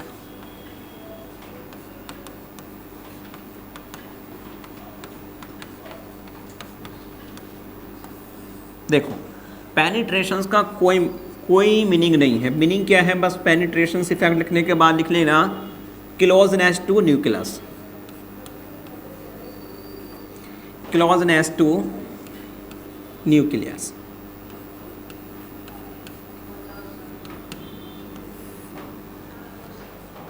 Closeness to nucleus में क्या होगा? देखो, सबसे ज़्यादा जो क्लोजर होगी सब सेल न्यूक्लियस के, वो कौन सी होगी? एस सब सेल होगी कि नहीं? उसके बाद पी होगी कि नहीं? उसके बाद डी होगी कि नहीं? और मैक्सिमम डिस्टेंस पर क्या होगी? एफ होगी कि नहीं? इसी को क्या बोलते हैं? Penetration, closeness to nucleus. अब जरा बता, अगर ये न्यूक्लियस के क्लोज है तो न्यूक्लियस के द्वारा लगाया गया इस पर फोर्स ऑफ अट्रैक्शन मैक्स होगा कि नहीं? तो यहाँ से इलेक्ट्रॉन निकालना मुश्किल होगा कि नहीं? तो तभी तो यही ऑर्डर है किसका? आयोनाइजेशन एनर्जी का। तभी तो हम लिखे हैं कि NH2 इज हायर NP1। दो फैक्टर इसको आगे करते हैं, एक तो फुल्ली फिल्ड और दूसरा पेनिट्रेशन भी है। दूसरा क्या है? पेनिट्रेशन भी। बट ये वैलिड ओनली जब जेड डिफरेंस कितना हो? 1 का हो। ध्यान रखना, कहीं भी नहीं लगाया जा सकता। ये तभी वैलिड होगा जब क्या हो? जेड डिफरेंस 1 का हो। सो इसमें ट्रांजिशन एलिमेंट में तो डी नहीं बढ़ते अंदर के। ट्रांजिशंस का हम अलग से बात करेंगे पूरा। तो अभी पेनिट्रेशन समझ गए, क्लोजनेस टू न्यूक्लियस। और सबसे क्लोजर क्या है? एस सब सेल। सबसे डिस्टेंस पर क्या है? एफ सब सेल। अब जाहिर के बाद से न्यूक्लियस के क्लोज है तो यहाँ से इलेक्ट्रॉन को निकालना मुश्किल है, यहाँ से इलेक्ट्रॉन को निकालना आसान है। तो इसका आगे आने का रीज़न एक तो फुल्ली फिल्ड और दूसरा पेनिट्रेशन। इसका आगे आने का रीज़न, इसका आगे आने का reason only half filled stable but not penetration, क्योंकि दोनों क्या हैं? पी सब सेल हैं। समझ में आता भाई? इस बिहाफ पर अब हम कुछ ऑर्डर अरेंज करेंगे। देखो, ठीक है? तो आयोनाइजेशन एनर्जी के अब मैं ऑर्डर अरेंज करने जा रहा हूँ कुछ बड़े बड़े से। अभी तो मैं बहुत लिमिटेड कराया था क्योंकि लिमिटेशन थी अपने पास, अब लिमिटेशन नहीं है। जब भी देखिए की क्या है आयोनाइजेशन एनर्जी के लिए, एकदम शॉर्ट अगर मैं करूँ तो ये बॉक्स याद होना चाहिए, NP3 इज़ हायर NP4 और NH2 इज़ ग्रेटर NP1। बस फिर दिक्कत नहीं आएगी। और ये जेड में डिफरेंस 1 का होगा तो ये वैलिड पीरियड में ही होगा। ग्रुप में तो जेड डिफरेंस अच्छा खासा आ जाता है, 8, 18, 32 समथिंग। ठीक है, तो आओ अब मैं पूरा एक पीरियड कवर कर रहा हूँ। Lithium, beryllium, boron, carbon, nitrogen, oxygen, fluorine. Then यहाँ ले लेते हैं, चलिए अब नियोन भी। इंक्रीजिंग ऑर्डर है अपना किसका? Ionization potential. अगर कुछ ना कहें तो हमको क्या मानना है? Ionization energy first. कुछ ना कहे तो, अदरवाइज वो बोलेगा क्वेश्चंस की लैंग्वेज में। हम तो यहाँ ऑर्डर अरेंज कर रहे हैं, वहाँ 4 ऑप्शन होते हैं मात्र। तो हम यहाँ क्वेश्चंस बहुत सारे कर लेते हैं। ऑर्डर की फॉर्म में अगर करते हैं तो बल्क में क्वेश्चंस हो जाता है, कोई बच के ही नहीं जाएगा। अब देखो सिंपली क्या सोचना, मुझे सोचने की टेंडेंसी कैसे डेवलप करना है। ये पीरियड के एलिमेंट्स हैं, तो पीरियड में हमको क्या देखना है, जेड इफेक्टिव। तो जनरल बात कर रहा हूँ, क्या बात कर रहा हूँ, जनरल। तो जनरल तो यही है कि जब हम इधर से इधर मूव कर रहे हैं तो भाई क्या बढ़ रहा है, जेड इफेक्टिव बढ़ रहा है, तो आयोनाइजेशन पोटेंसी बढ़ना चाहिए, ये है जनरल। क्या आयोनाइजेशन एनर्जी सिर्फ जेड इफेक्टिव पर डिपेंड करती है क्या? नहीं, इलेक्ट्रॉनिक कॉन्फ़िगरेशंस पर भी डिपेंड करती है। तो इलेक्ट्रॉनिक कॉन्फ़िगरेशंस भी तो लिखना पड़ेगा, ठीक है भाई। ये तो मैंने सिंपल प्रिडिक्शन कर लिया, ऐसा होना चाहिए था, लेकिन रियलिटी इलेक्ट्रॉनिक कॉन्फ़िगरेशंस भी तो डिसाइड करेगा। क्या मैं सबका इलेक्ट्रॉनिक कॉन्फ़िगरेशंस लिख दूं जहां से इलेक्ट्रॉन निकल रहा है, तो आउटर से निकल रहा होगा, इसके लिए जो होगा बोलो क्या होगा, इसके लिए NS1 होगा, समझ रहे? यहाँ जो इलेक्ट्रॉन निकलेगा वो NH2 से निकलेगा कि नहीं, बोलो। यहाँ इलेक्ट्रॉन किससे निकलेगा, NP1 से निकलेगा कि नहीं। यहाँ इलेक्ट्रॉन किससे निकलेगा, NP2 से, और यहाँ किससे निकलेगा, NP3 से, और यहाँ किससे निकलेगा, NP4 से, और यहाँ इलेक्ट्रॉन किससे निकलेगा, NP5 से, और यहाँ इलेक्ट्रॉन किससे निकलेगा, NP6 से। NH2 NH2 NH2 NH2 NH2 और NH2, और यहाँ simple. Where n that is equal to कितना है, इसके लिए 2 है कि नहीं, अरे सेकंड पीरियड से हैं, सभी के लिए n कितना है, 2। चलो भाई सिंपली क्या करना है, आओ जब हम पीरियड में होंगे तो सिंपली क्या करना है, जेड इफेक्टिव देखना है, बट बॉक्स नहीं भूल जाना। चलो इधर से इधर गए, जेड इफेक्टिव बढ़ा, आयोनाइजेशन एनर्जी बढ़ा।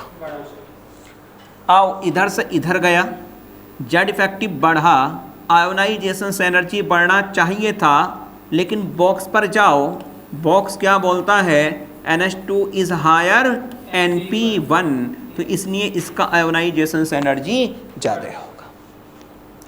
जरा बताओ पास वाले एलिमेंट से यही तो लगा रहा हूँ मैं ये फैक्टर। इधर से इधर गया, जेड इफेक्टिव बढ़ा, आयोनाइजेशन एनर्जी बढ़ा, कोई बॉक्स वाली कंडीशंस नहीं है। इधर से इधर गया, आयोनाइजेशन एनर्जी बढ़ा चूँकि जेड इफेक्टिव बढ़ा।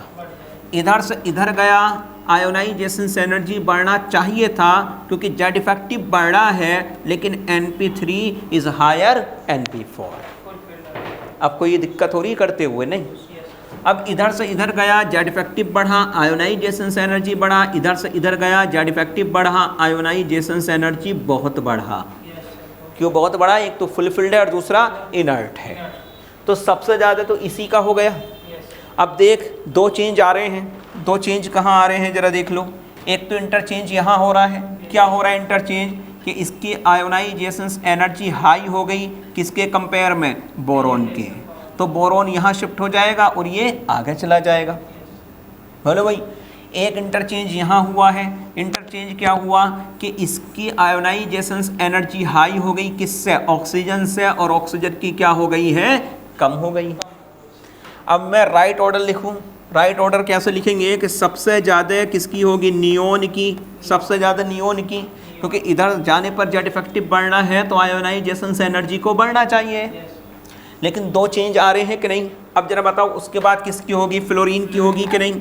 अब फ्लोरीन के बाद ऑक्सीजन की होनी चाहिए थी बट नहीं होगी, किसकी होगी, नाइट्रोजन की, क्योंकि नाइट्रोजन इधर शिफ्ट और ऑक्सीजन इधर शिफ्ट। समझ में आ रहा है भाई। उसके बाद किसकी होगी जरा बता, ऑक्सीजन की, चेंज कर लिए ना हम। उसके बाद किसकी होगी, कार्बन की। अब यहाँ फिर से चेंज अप्लाई करेंगे, इसकी ज़्यादा है इसके कंपेयर में, तो जिसकी ज़्यादा है उसको लिख देंगे, बेरिलियम की ज़्यादा है बोरोन के कंपेयर में, और सबसे कम किसकी हो रही है, एलाइड की। ये इसका राइट ऑर्डर है। क्या इसको रटा जा सकता है, पॉसिबल, समझा जा सकता है। बच्चे को सिर्फ कितना आता, बच्चे को इतनी आता, ionization energy direct proportional to Z effective, और इसके बिहाफ पर करेगा तो गलत कर लेगा। तो दो चेंज कहाँ है, मैं उनको हाईलाइट कर रहा हूँ। एक चेंज तो ये है और दूसरा चेंज ये है। यही चेंज होगा सिर्फ पूरे पीरियोडिक टेबल में, इन्हीं के बिटवीन चेंज होगा। अरे हमेशा यही होगा, नीचे में भी यही होगा। ये आगे आने का रीजन लिख लेना कि NP3 इज हायर NP4। यहाँ आगे आने का रीज़न क्या है, NH2 is higher NP1। Yes, note करो।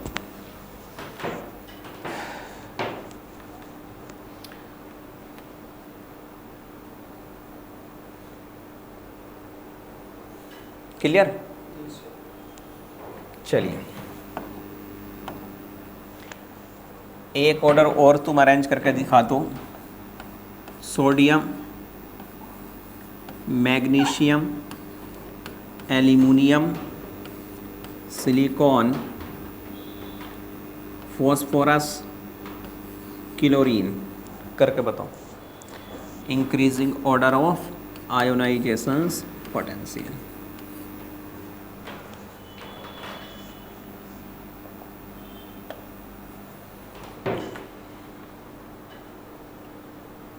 तो इलेक्ट्रॉनिक कॉन्फ़िगरेशंस तो लिखोगे। इसका क्या हो जाएगा? NS1, NH2, NP1, NP2, NP3, यहाँ एक सल्फ़र कर लेना भाई, ये सल्फ़र है और यहाँ क्लोरीन, यह NP5। सिंपल। तो जेड इफेक्टिव से सोचा, इधर से इधर गए, जेड इफेक्टिव बढ़ा, आयोनाइजेशन से एनर्जी बढ़ा, NH2 is higher NP1, Z effective बढ़ा, जेड इफेक्टिव बढ़ा, NP3 is higher NP4, Z effective बढ़ा। तो सबसे ज़्यादा है क्लोरीन। उसके बाद क्या हो जाएगा? चेंज हुआ है ना, फॉस्फोरस आ जाएगा। उसके बाद क्या जाएगा? सल्फ़र। उसके बाद सिलिकॉन। उसके बाद एल्युमिनियम। नहीं, इनमें चेंज हुआ है ना, ये इधर, ये इधर। तो क्या आ जाएगा? मैग्नीशियम। उसके बाद एल्युमिनियम और सबसे कम किसका? सोडियम। ये चेंज हुआ और दूसरा चेंज ये। आगे आने का reason NP4 is higher NP3।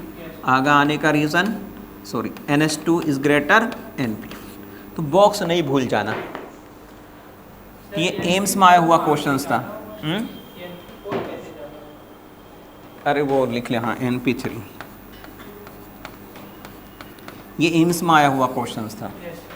AIIMS में उसने डाटा दिया हुआ था कि पहचानो एल्युमिनियम और मैग्नीशियम की जो इलेक्ट्रॉन एंथैल्पी है ना, वो गिवन था रेस्पेक्टिवली। तो मैग्नीशियम की ज़्यादा होगी, एल्युमिनियम से वही डाटा आपको चुनना था। और ये ऑलवेज क्या होगी? पॉजिटिव। ध्यान रखना, अगर यहाँ से देखिए मैं आपको कन्फ्यूज्ड करूँ, जैसा क्वेश्चंस पूछा है कि ionisations energy of magnesium and aluminium respectively. ठीक है, ऑप्शंस देखिए बनाने की कला। नंबर फर्स्ट ऑप्शंस लिखा +330 किलोजूल पर मोल वो यूनिट, और लिखा 440 किलोजूल पर, पहला ऑप्शंस, ये प्लस लगा दो। दूसरा लिखा -440 किलोजूल और +330 किलोजूल, है ना। सेकंड लिखा, थर्ड मतलब +440 किलोजूल और +330 किलोजूल। फोर्थ लिखा +440 और लिखा -330 किलोजूल, है ना। अब देखो कितना डेप्थ में ऑप्शन बनाया है। तो अगर हम समझ जाते हैं तो चीज़ें अपने हाथ में होती हैं, कैसे भी घुमाओ यार। अब मुझे डाटा नहीं पता एग्जैक्टली क्या दिया था, मैं तो एक रफली डाटा ले लिया आपको समझाने के लिए। अब वो डाटा क्या है मुझे नहीं पता है, उतना थोड़ी हम रटेंगे। लेकिन हाँ, आंसर टिक किया जा सकता है। आंसर इज़ ये। देखो ये क्यों नहीं जा रहा है? क्योंकि इसका हायर है इसके कंपेयर में, तो ये तो वैसे ही कट हो गया। यहाँ माइनस दिया हुआ है, माइनस में होती नहीं है, ऑलवेज पॉजिटिव होती है। तो ये डाटा तो सही उठाया है, रॉन्ग कर दिया। अब ये देखो ये प्लस में है, ये डाटा तो सही है और हायर है इससे, ये भी अच्छी बात है, लेकिन माइनस में नहीं होती है। तो ये हायर, ये ज़्यादा भी है और दोनों क्या है? पॉजिटिव है, एंडोथर्मिक है। समझ में आता है? चलिए तो full field, half filled, stable, ये बड़ा इम्पोर्टेंट है। आओ नोट लगा के लिखना। 4 फैक्टरीज, फैक्टर 3 देख लिए। 4 फैक्टरीज लिखेंगे। डिस्टेंस, है ना, distance from nucleus, distance from nucleus. तो आयोनाइजेशन से एनर्जी भाई किस पर डिपेंड करेगी? डिस्टेंस पर भी, है ना। डिस्टेंस क्या होगी? पहली सेल, दूसरी सेल, थर्ड सेल एज सोल, यही होगी ना। ये क्या है, सेल का ऑर्डर। कहने का मतलब क्या है, आओ अगर पहली सेल से इलेक्ट्रॉन निकालने हैं तो उसके लिए रिक्वायर्ड एनर्जी हाई होगी कि नहीं, किसके कंपेयर में, फोर्थ सेल से निकाले गए इलेक्ट्रॉन की कंपेयर में, मतलब वही साइज वाला फैक्टर हो गया, यही तो हो गया। अब जरा बताओ, यहाँ force of attraction via nucleus max होगा यार, अगर मैक्स होगा तो यहाँ से इलेक्ट्रॉन को निकालना बहुत मुश्किल है, तो रिक्वायर्ड एनर्जी हाई होगा। यस, इसका मीन्स अगर सेल्स चेंज होता है तो पहले हमको क्या देखना है, सेल देखना है। सेल चेंज नहीं होता तो जेड इफेक्टिव देखना। अब मैं चीज़ें क्लियर कर रहा हूँ, जेड इफेक्टिव देखना, सेल चेंज नहीं होता। अगर मान लीजिए जेड इफेक्टिव आप देख रहे हैं और पास पास वाले एलिमेंट्स हैं तो बॉक्स भी देखना। खेल खत्म, समझ में आया। ये लिख लेंगे ज़रा, इम्पोर्टेंट है, लिख कर क्वेश्चंस डील हम फिर से कर रहे हैं, फिर से क्वेश्चंस डील कर रहे हैं। Arrange the increasing order, questions लिखेंगे, arrange the increasing order of second ionisations energy, arrange the increasing order of second ionizations energy for given elements as, for given elements as Li, beryllium, boron, carbon, nitrogen, oxygen, fluorine. अब रुक जाओ, रुकने का means मैं क्या बोला हूँ, अगर क्या बोला हूँ, आईपी सेकंड का ऑर्डर इस बार अरेंज करना है, फर्स्ट का नहीं करना भाई, फर्स्ट का करा चुका हूँ, इस बार किसका करना है, सेकंड का। तो कैसे करें वो मैं सिखा रहा हूँ। फर्स्ट का अगर कुछ ना कहे तो फर्स्ट ही मानना है, जैसे मैंने पिछली बार कुछ नहीं कहा, बोला था arrange the increasing order of IP, तो हमने फर्स्ट ही किया, लेकिन उसने स्पेसिफाई किया किसका करना है, सेकंड का। चलो अब सेकंड का मीनिंग क्या है वो अच्छे से जानोगे। अगर मैं इसका क्या करूं, इलेक्ट्रॉनिक कॉन्फ़िगरेशन से लिखूं, देखो भाई NS1 होगा, मतलब लिथियम का क्या होता है जनरली 1s2 और 2s1, ये पूरा मैं लिख के दिखा दूं इस बार, क्या होता है 1s2 और है ना, और 2s1, यही होगा कि नहीं। इसका इलेक्ट्रॉनिक कॉन्फ़िगरेशन क्या होगा, 1s2 और क्या हो जाएगा 2s2। इसका क्या हो जाएगा, इसका हो जाएगा 2s2 और 2p1 है ना, आउटर का लिख लिया, 1s2 अंडरस्टूड है सभी के लिए। इसका क्या हो जाएगा 2s2 और क्या हो जाएगा 2p2। इसका क्या हो जाएगा 2s2 और क्या हो जाएगा 2p3। इसका क्या हो जाएगा भाई 2s2 और 2p4। इसका क्या हो जाएगा 2s2 और 2p5। समझ रहे हैं। अब अच्छे से समझो जरा जो मैं समझाना चाह रहा हूँ। यहाँ से जब इलेक्ट्रॉन जाएगा तो वो क्या कहलाएगी, आयोनाइजेशन एनर्जी फर्स्ट। ठीक है, मुझे तो ऑर्डर किसका करना है, आयोनाइजेशन एनर्जी सेकंड का। सेकंड का कब ऑर्डर मिलेगा, जब हम एक इलेक्ट्रॉन निकाल देंगे और निकालने के बाद जो इलेक्ट्रॉनिक कॉन्फ़िगरेशंस मिलेगा, अब इसमें से इलेक्ट्रॉन जाएगा तो कौन सी एनर्जी रिक्वायर्ड होगी, सेकंड। तो इन सभी से मैं एक इलेक्ट्रॉन इमिट करा दूं, रिमूव करा दूं, तो यहाँ से एक इलेक्ट्रॉन अगर गया तो इसका इलेक्ट्रॉनिक कॉन्फ़िगरेशंस का यही बचा कि नहीं। यहाँ से एक इलेक्ट्रॉन गया तो क्या इसका इलेक्ट्रॉनिक कॉन्फ़िगरेशंस यही बचा कि नहीं। यहाँ से एक इलेक्ट्रॉन गया तो क्या इसका इलेक्ट्रॉनिक कॉन्फ़िगरेशंस, भाई यहाँ से ये गया तो क्या बचा, ये 2 वाला बचा कि नहीं, 2s2। समझ में आ रहा है भैया। अब जरा मुझे बता कि यहीं से क्यों पी से क्यों जा रहा है, क्योंकि वो डिस्टेंस पर है, ऐसा नहीं जाएगा, पहले पी से निकलेगा। यहाँ से अगर एक इलेक्ट्रॉन गया तो इसका इलेक्ट्रॉनिक कॉन्फ़िगरेशंस क्या यही होगा कि नहीं। यहाँ से अगेन एक इलेक्ट्रॉन गया तो इसका इलेक्ट्रॉनिक कॉन्फ़िगरेशंस यही होगा कि नहीं। यहाँ से अगेन एक इलेक्ट्रॉन गया तो इसका इलेक्ट्रॉनिक कॉन्फ़िगरेशंस यही होगा, सॉरी 3 है ना, और यहाँ से एक इलेक्ट्रॉन गया तो इसका इलेक्ट्रॉनिक कॉन्फ़िगरेशंस ये हो जाएगा कि नहीं। इस इलेक्ट्रॉन को निकालने के लिए जो रिक्वायर्ड एनर्जी थी वो तो फर्स्ट थी, और फर्स्ट के लिए कौन सा इलेक्ट्रॉनिक कॉन्फ़िगरेशन काम में आ रहा था, ये। अब यहाँ से जो इलेक्ट्रॉन जाएगा वो क्या कहलाएगा, सेकंड आयोनाइजेशन एनर्जी, और सेकंड आयोनाइजेशन एनर्जी के लिए रिक्वायर्ड इलेक्ट्रॉनिक कॉन्फ़िगरेशन ये है, ना कि वो है। समझ में आ गया भाई? क्यों करा हूँ, क्योंकि इलेक्ट्रॉनिक कॉन्फ़िगरेशन से भी क्या हो रही है, अफेक्टेड हो रही है आपकी आयोनाइजेशन एनर्जी। चलो ऑर्डर अरेंज करते हैं। देखो भाई, ऑर्डर अरेंज कर रहा हूँ मैं। इधर से इधर मूव गया, जब इधर से इधर गए तो जेड इफेक्टिव बढ़ा, आयोनाइजेशन एनर्जी बढ़ा, कॉमन तो यही है। बट एक इम्पोर्टेंसी देखो, इम्पोर्टेंसी नंबर फर्स्ट, ये सारे के सारे एटम अगर मैं देखूं इस लिथियम के अलावा तो इलेक्ट्रॉन कहाँ से जाएगा, 2s से।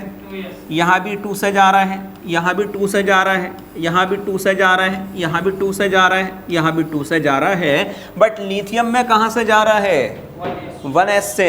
तो लिथियम जो है वो न्यूक्लियस के क्या बहुत क्लोज है। अगर बहुत क्लोज है तो रिक्वायर्ड एनर्जी सबसे ज़्यादा क्या इसी में होगी कि नहीं, तो इसकी मैक्सिमम क्या होगी, आयोनाइजेशन एनर्जी होगी कि नहीं। इन सभी में इलेक्ट्रॉन 2 से जा रहा है, इसमें कहाँ से जा रहा है, 1 से, और वो न्यूक्लियस के बहुत क्लोज है, तो यहाँ एनर्जी रिक्वायर्ड ज़्यादा होगी कि नहीं इनके कंपेयर में, बोलो भाई। तो मैक्सिमम पता चल गया क्या होगा, लिथियम। Li तो मैक्सिमम हो गया, तो Li को लिख दूँ पहले मैं। Li का जो आयोनाइजेशन एनर्जी सेकंड है वो मैक्सिमम है। क्यों मैक्सिमम है, क्योंकि वो न्यूक्लियस के क्लोजर है। अब इन सब में ऑर्डर अरेंज करना है। अब मैंने यहाँ जेड इफेक्टिव नहीं देखा, क्यों नहीं देखा, क्योंकि सेल ही चेंज हो गया। सेल सेम होता तो जेड इफेक्टिव देखता। अब ये सब सेल सेम है 2 वाला, तो जेड इफेक्टिव देखूंगा कि नहीं, यस। आओ, इधर से इधर गया, जेड इफेक्टिव बढ़ा तो आयोनाइजेशन एनर्जी बढ़ा कि नहीं, और वो कंडीशंस भी ध्यान में रखना है। इधर से इधर गया, जेड इफेक्टिव बढ़ा, बट कंडीशंस क्या है, NH2 क्या है, NH2 इज हायर NP1। समझ में आ गया। इधर से इधर गया, जेड इफेक्टिव बढ़ा, आयोनाइजेशन एनर्जी बढ़ा। इधर से इधर गया, जेड इफेक्टिव बढ़ा, आयोनाइजेशन एनर्जी बढ़ा। इधर से इधर गया, बढ़ना चाहिए, बट कंडीशंस कौन सी आ गई कि NP3 इज हायर NP4। तो क्या 2 चेंज हो गए, ये तो इधर शिफ्ट हो जाएगा, ये इधर शिफ्ट हो जाएगा। एक चेंज क्या यहाँ हुआ है, ये इधर शिफ्ट हो जाएगा और ये इधर शिफ्ट हो जाएगा। अब जरा बताओ, अरेंज द ऑर्डर। सबसे ज़्यादा लिथियम, उसके बाद इधर के होने चाहिए, और इधर में किसका, इसका ये ज़्यादा होगा कि नहीं, NP3 इज हायर NP4। तो इसमें क्या रखा हुआ है, ऑक्सीजन ग्रुप है। क्या हो जाएगा, ऑक्सीजन। ऑक्सीजन के बाद फिर फ्लोरीन आ जाएगा कि नहीं, यस। उसके बाद बोलो, ये इसका है, ये इसका है, और ये हाँ नाइट्रोजन। नाइट्रोजन में हाँ चेंज और यहाँ हुआ है, कार्बन और बोरोन में चेंज हुआ है ना। बोरोन आगे चला गया, कार्बन पीछे आ गया, यही है ना। तो बोरोन का ज़्यादा कर दें, किससे, कार्बन से। उसके बाद क्या बचा, बेरिलियम है ना, सबसे कम। ये है इसका आयोनाइजेशन एनर्जी का। जरा बता, रट सकते हो, कहीं भी चेंज हो सकता है ना, कंसेप्ट चेंज नहीं हो सकता। इसमें +2 लिखेंगे ना सर, +2 मतलब सर जैसे लिथियम आयनिक फॉर्म, आयनिक वो अंडरस्टूड है, उसका लिखने की कोई ज़रूरत नहीं है, वो अंडरस्टूड है। IP सेकंड बोला है तो वो आयनिक फॉर्म ही होगी, understood.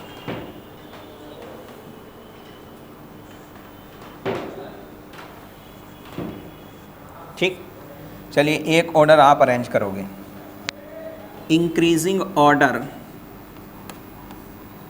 Of IP third for given elements.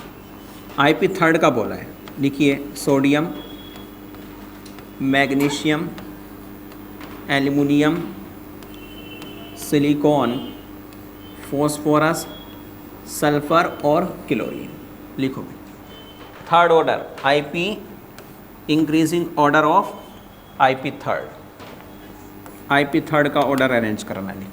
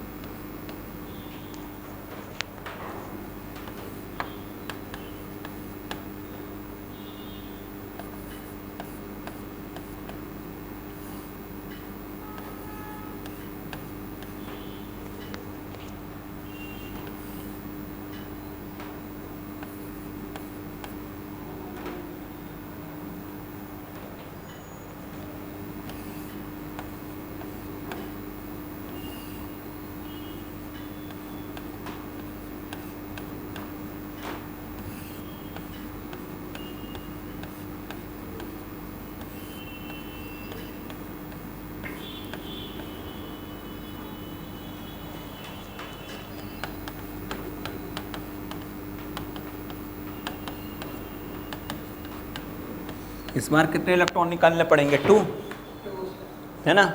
जो इलेक्ट्रॉनिक कॉन्फ़िगरेशंस मिलेगा वो क्या देगा? थर्ड वाला। तो सोडियम का क्या होता है? 1s2, 2s2, 2p6 और 3s1। तो एक इलेक्ट्रॉन यहाँ से जाएगा और एक इलेक्ट्रॉन यहाँ से जाएगा, तो बचेगा क्या? 2p5। इसके लिए क्या बचेगा?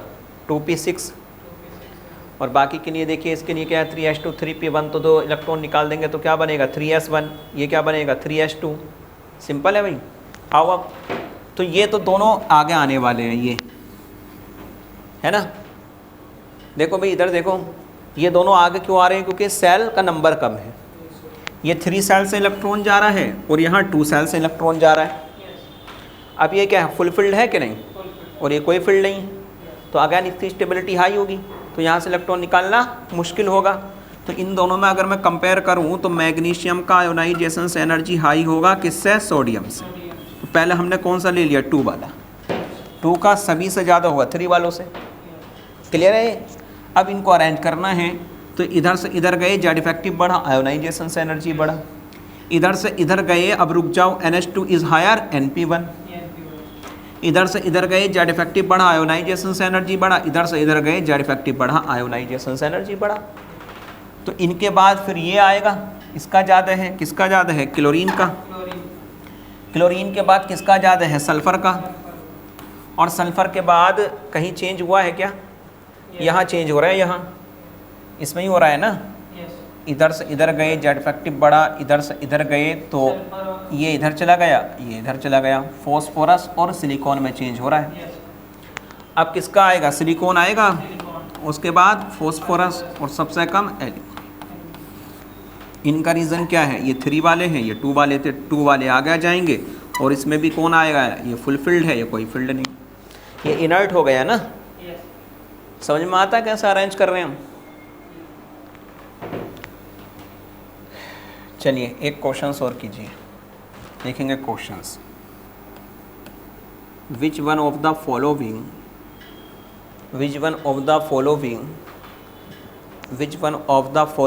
Elements has maximum 4th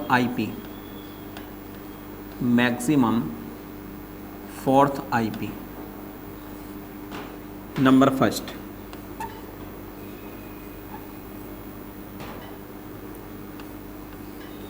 beryllium,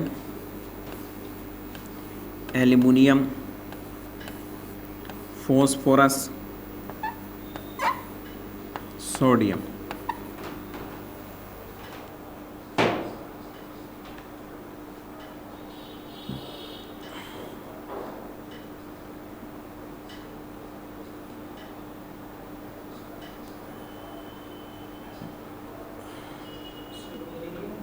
beryllium is answer. अब देखो इसका इलेक्ट्रॉनिक कॉन्फ़िगरेशंस क्या होता है? 1s2 और 2s2। इसका इलेक्ट्रॉनिक कॉन्फ़िगरेशन जहाँ से इलेक्ट्रॉन जाएंगे वही लिख दो डायरेक्ट। क्या हो जाएगा? 3s2 और 3p1। इसका क्या हो जाएगा? 3s2 और 3p3। इसका 3s2 और इसका 2p6 और क्या हो जाएगा? 3s5। कितने इलेक्ट्रॉन निकालने? 3, तभी तो 4th मिलेगा। तो 2 1, तो इसका क्या बनेगा? यहाँ से अब इलेक्ट्रॉन जाएगा, इसमें से 3 निकाल दो तो अब इलेक्ट्रॉन किससे जाएगा? 2p6 से जाएगा, है ना। यहाँ इलेक्ट्रॉन 3 निकाल दो, किससे जाएगा? 3s2 से जाएगा। यहाँ निकाल दो तो एक यहाँ से, 2 यहाँ से, तो कितना? 2p4, है ना। यही होगा ना फोर्स के लिए। तो ये क्या है? डिस्टेंस बहुत कम है, तो आंसर इज। इनमें भी अगर ऑर्डर हमें देखना हो तो सबसे पहले तो सबसे हाई किसका हो जाएगा? बेरिलियम सा, क्योंकि न्यूक्लियस के बहुत क्लोजर है। अभी उसके बाद 2 वाले आएंगे, ये है ना 2 वाले, है ना। तो 2 वाले आएंगे तो ऑब्वियसली ये सबसे पीछे चला जाएगा, फॉस्फोरस। इन दोनों में भी अगर हम देखें तो ये सोडियम है, ये एल्युमिनियम है, ये इनर्ट हो चुका है। कर लेंगे ऐसे क्वेश्चंस।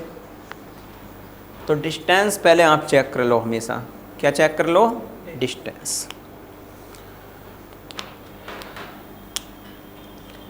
चलिए लिखेंगे हेडिंग आयोनाइजेशन से एनर्जी, हेडिंग डालेंगे आयोनाइजेशन से energy for P block elements, P block elements. Period का हम देख लिए हैं, ठीक है, हम जनरल भी देख लिए और हम स्टैंडर्ड भी देख लिए। P block.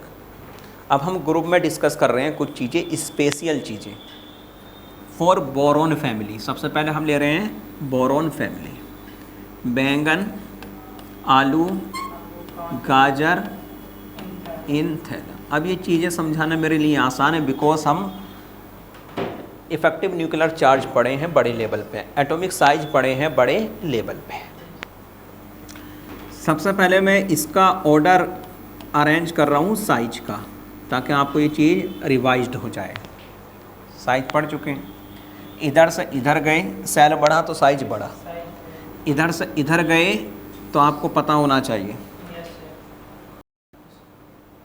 साइज किसका छोटा होता है, गैलियम का, ड्यू टू ट्रांजिशंस कॉन्ट्रैक्शंस। यहाँ कॉन्ट्रैक्शंस होता है, ट्रांजिशंस कॉन्ट्रैक्शंस होने की वजह से इसका साइज एल्युमिनियम से छोटा या फिर बराबर होता है, ये लिखाए थे। अब इधर से इधर गए साइज बढ़ा, इधर से इधर गए जनरली साइज बढ़ा, जनरली। बट ये वेरिएशंस बहुत स्मॉल होता है। ये वेरिएशन साइज में कितना लिखाया था, 4 to 5% ओनली, क्योंकि यहाँ अगेन जेड इफेक्टिव बहुत बढ़ जाता है। तो ये चीज़ या तो बराबर या, है ना, ये मानते हैं। चीज़ें आप साथ में चलना जो पढ़ा दिया। इसका रीज़न है due to high Z effective, Z effective बहुत डोमिनेंट कर गया। अब जरा बता, जहाँ जहाँ जेड इफेक्टिव बढ़ेगा तो इलेक्ट्रॉन को निकालना अगेन फिर से मुश्किल होगा ना। अगर मुश्किल होगा तो आयोनाइजेशन एनर्जी भी वहाँ बढ़ जाएगा। इसलिए मैं साइज से रिजेंबल करा रहा हूँ ये चीज़। तो अगर मुझे ये ऑर्डर लिखना है, और ये बड़ा इंपॉर्टेंट ऑर्डर है भाई, बोरॉन फैमिली के साइज के लिए भी और बोरॉन फैमिली का आयोनाइजेशन एनर्जी के लिए। अब देखो भाई, अगर मुझे आयोनाइजेशन एनर्जी का ऑर्डर लिखना है तो अगर हम साइज फैक्टर ही अप्लाई करें, सिर्फ साइज फैक्टर अप्लाई करें, तो आयोनाइजेशन एनर्जी का ऑर्डर कोई भी स्टूडेंट ये लिख के आ जाएगा जो रॉन्ग है। जो क्या है, रॉन्ग है। क्यों रॉन्ग है पता चल गया? क्योंकि सर यहाँ वेरिएशन है, सर यहाँ वेरिएशन है। ये आना चाहिए था। अगर मैं साइज फैक्टर अप्लाई करूँ, साइज बढ़ रहा है, आयोनाइजेशन एनर्जी कम हो रहा है। क्या यार आयोनाइजेशन एनर्जी सिर्फ साइज से डिसाइड कर रहे हैं क्या? नहीं, जेड इफेक्टिव भी मेन फैक्टर है। अगर जब जेड इफेक्टिव डोमिनेंट करेगा तो इलेक्ट्रॉन को निकालना होगा टफ। तो जरा बताओ, अब देखो अच्छे से, जब हम इधर से इधर गए साइज बढ़ा तो आयोनाइजेशन एनर्जी घटा, ये तो अच्छी बात है, यहाँ तो कोई मतलब नहीं है। बट इनके बिटवीन देखो, गैलियम और एल्युमिनियम के जब हम यहाँ से यहाँ गए तो जरा बताओ साइज तो क्या हो रहा है, कम हो रहा है। साइज से जाओ, ये जेड इफेक्टिव से जाओ, ज़्यादा अच्छा होगा। जब हम यहाँ से यहाँ गए तो क्या यहाँ जेड इफेक्टिव बहुत बढ़ जाता है due to poor shielding of d subshell electron.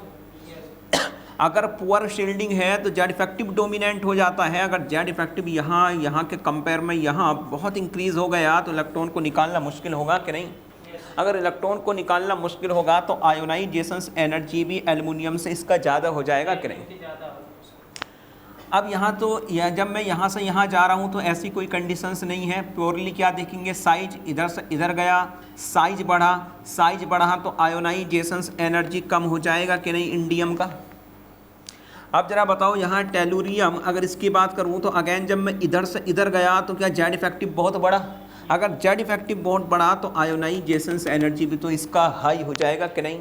तो जरा बता, आयोनाइजेशन एनर्जी एक तो इसका मिनिमम है कि नहीं?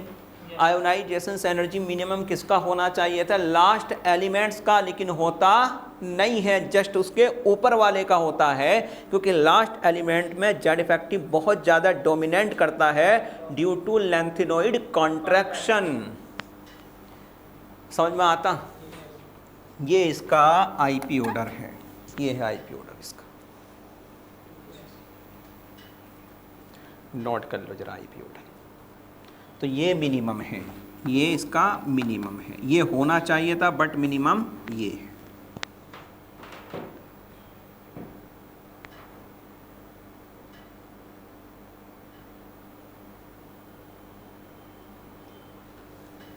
अब एक ऑर्डर और लिख लो जरा। कहे शिव जी सुनो पार्वती, अब यहाँ लेंथेनोइड कॉन्ट्रैक्शन जैसा कुछ लगता नहीं, इधर से इधर गया साइज बड़ा, आयोनाइजेशन से एनर्जी कम हुआ, इधर से इधर गए साइज बड़ा, आयोनाइजेशन से एनर्जी कम हुआ, इधर से इधर गए साइज बढ़ा, आयोनाइजेशन से एनर्जी कम हुआ। बट इधर देख लो, इधर से इधर गए जेड इफेक्टिव बढ़ा तो आयोनाइजेशन से एनर्जी बढ़ा। ये पीबी है भाई। तो अगेन इसका कम होना चाहिए था, बट होता इसका है मिनिमम। ठीक है, तो सभी ग्रुप में सेम होगा, सभी ग्रुप में क्या होगा, सेम। जहाँ 2 वेरिएशन थे उस पर मैं स्टार लगवा दिया। क्लियर है भाई। ऑक्सीजन फैमिली का करना खुद से देखना। तो लास्ट के एलिमेंट में अगर मैं बात करूं, जैसे इंडियम टेलुरियम SnPb,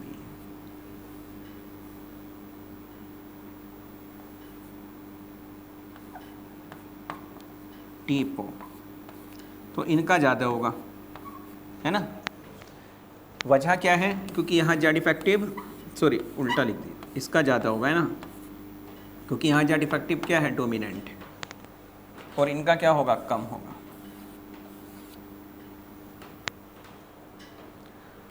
तो ग्रुप में भाई डोमिनेटिंग फैक्टर साइज तो है, लेकिन आपको जेड इफेक्टिव भूल नहीं जाना है। कहाँ कहाँ काम कर रहा है जेड इफेक्टिव, एक तो लास्ट के एलिमेंट्स में, और दूसरा बोरॉन फैमिली में कहाँ कर रहा है ना।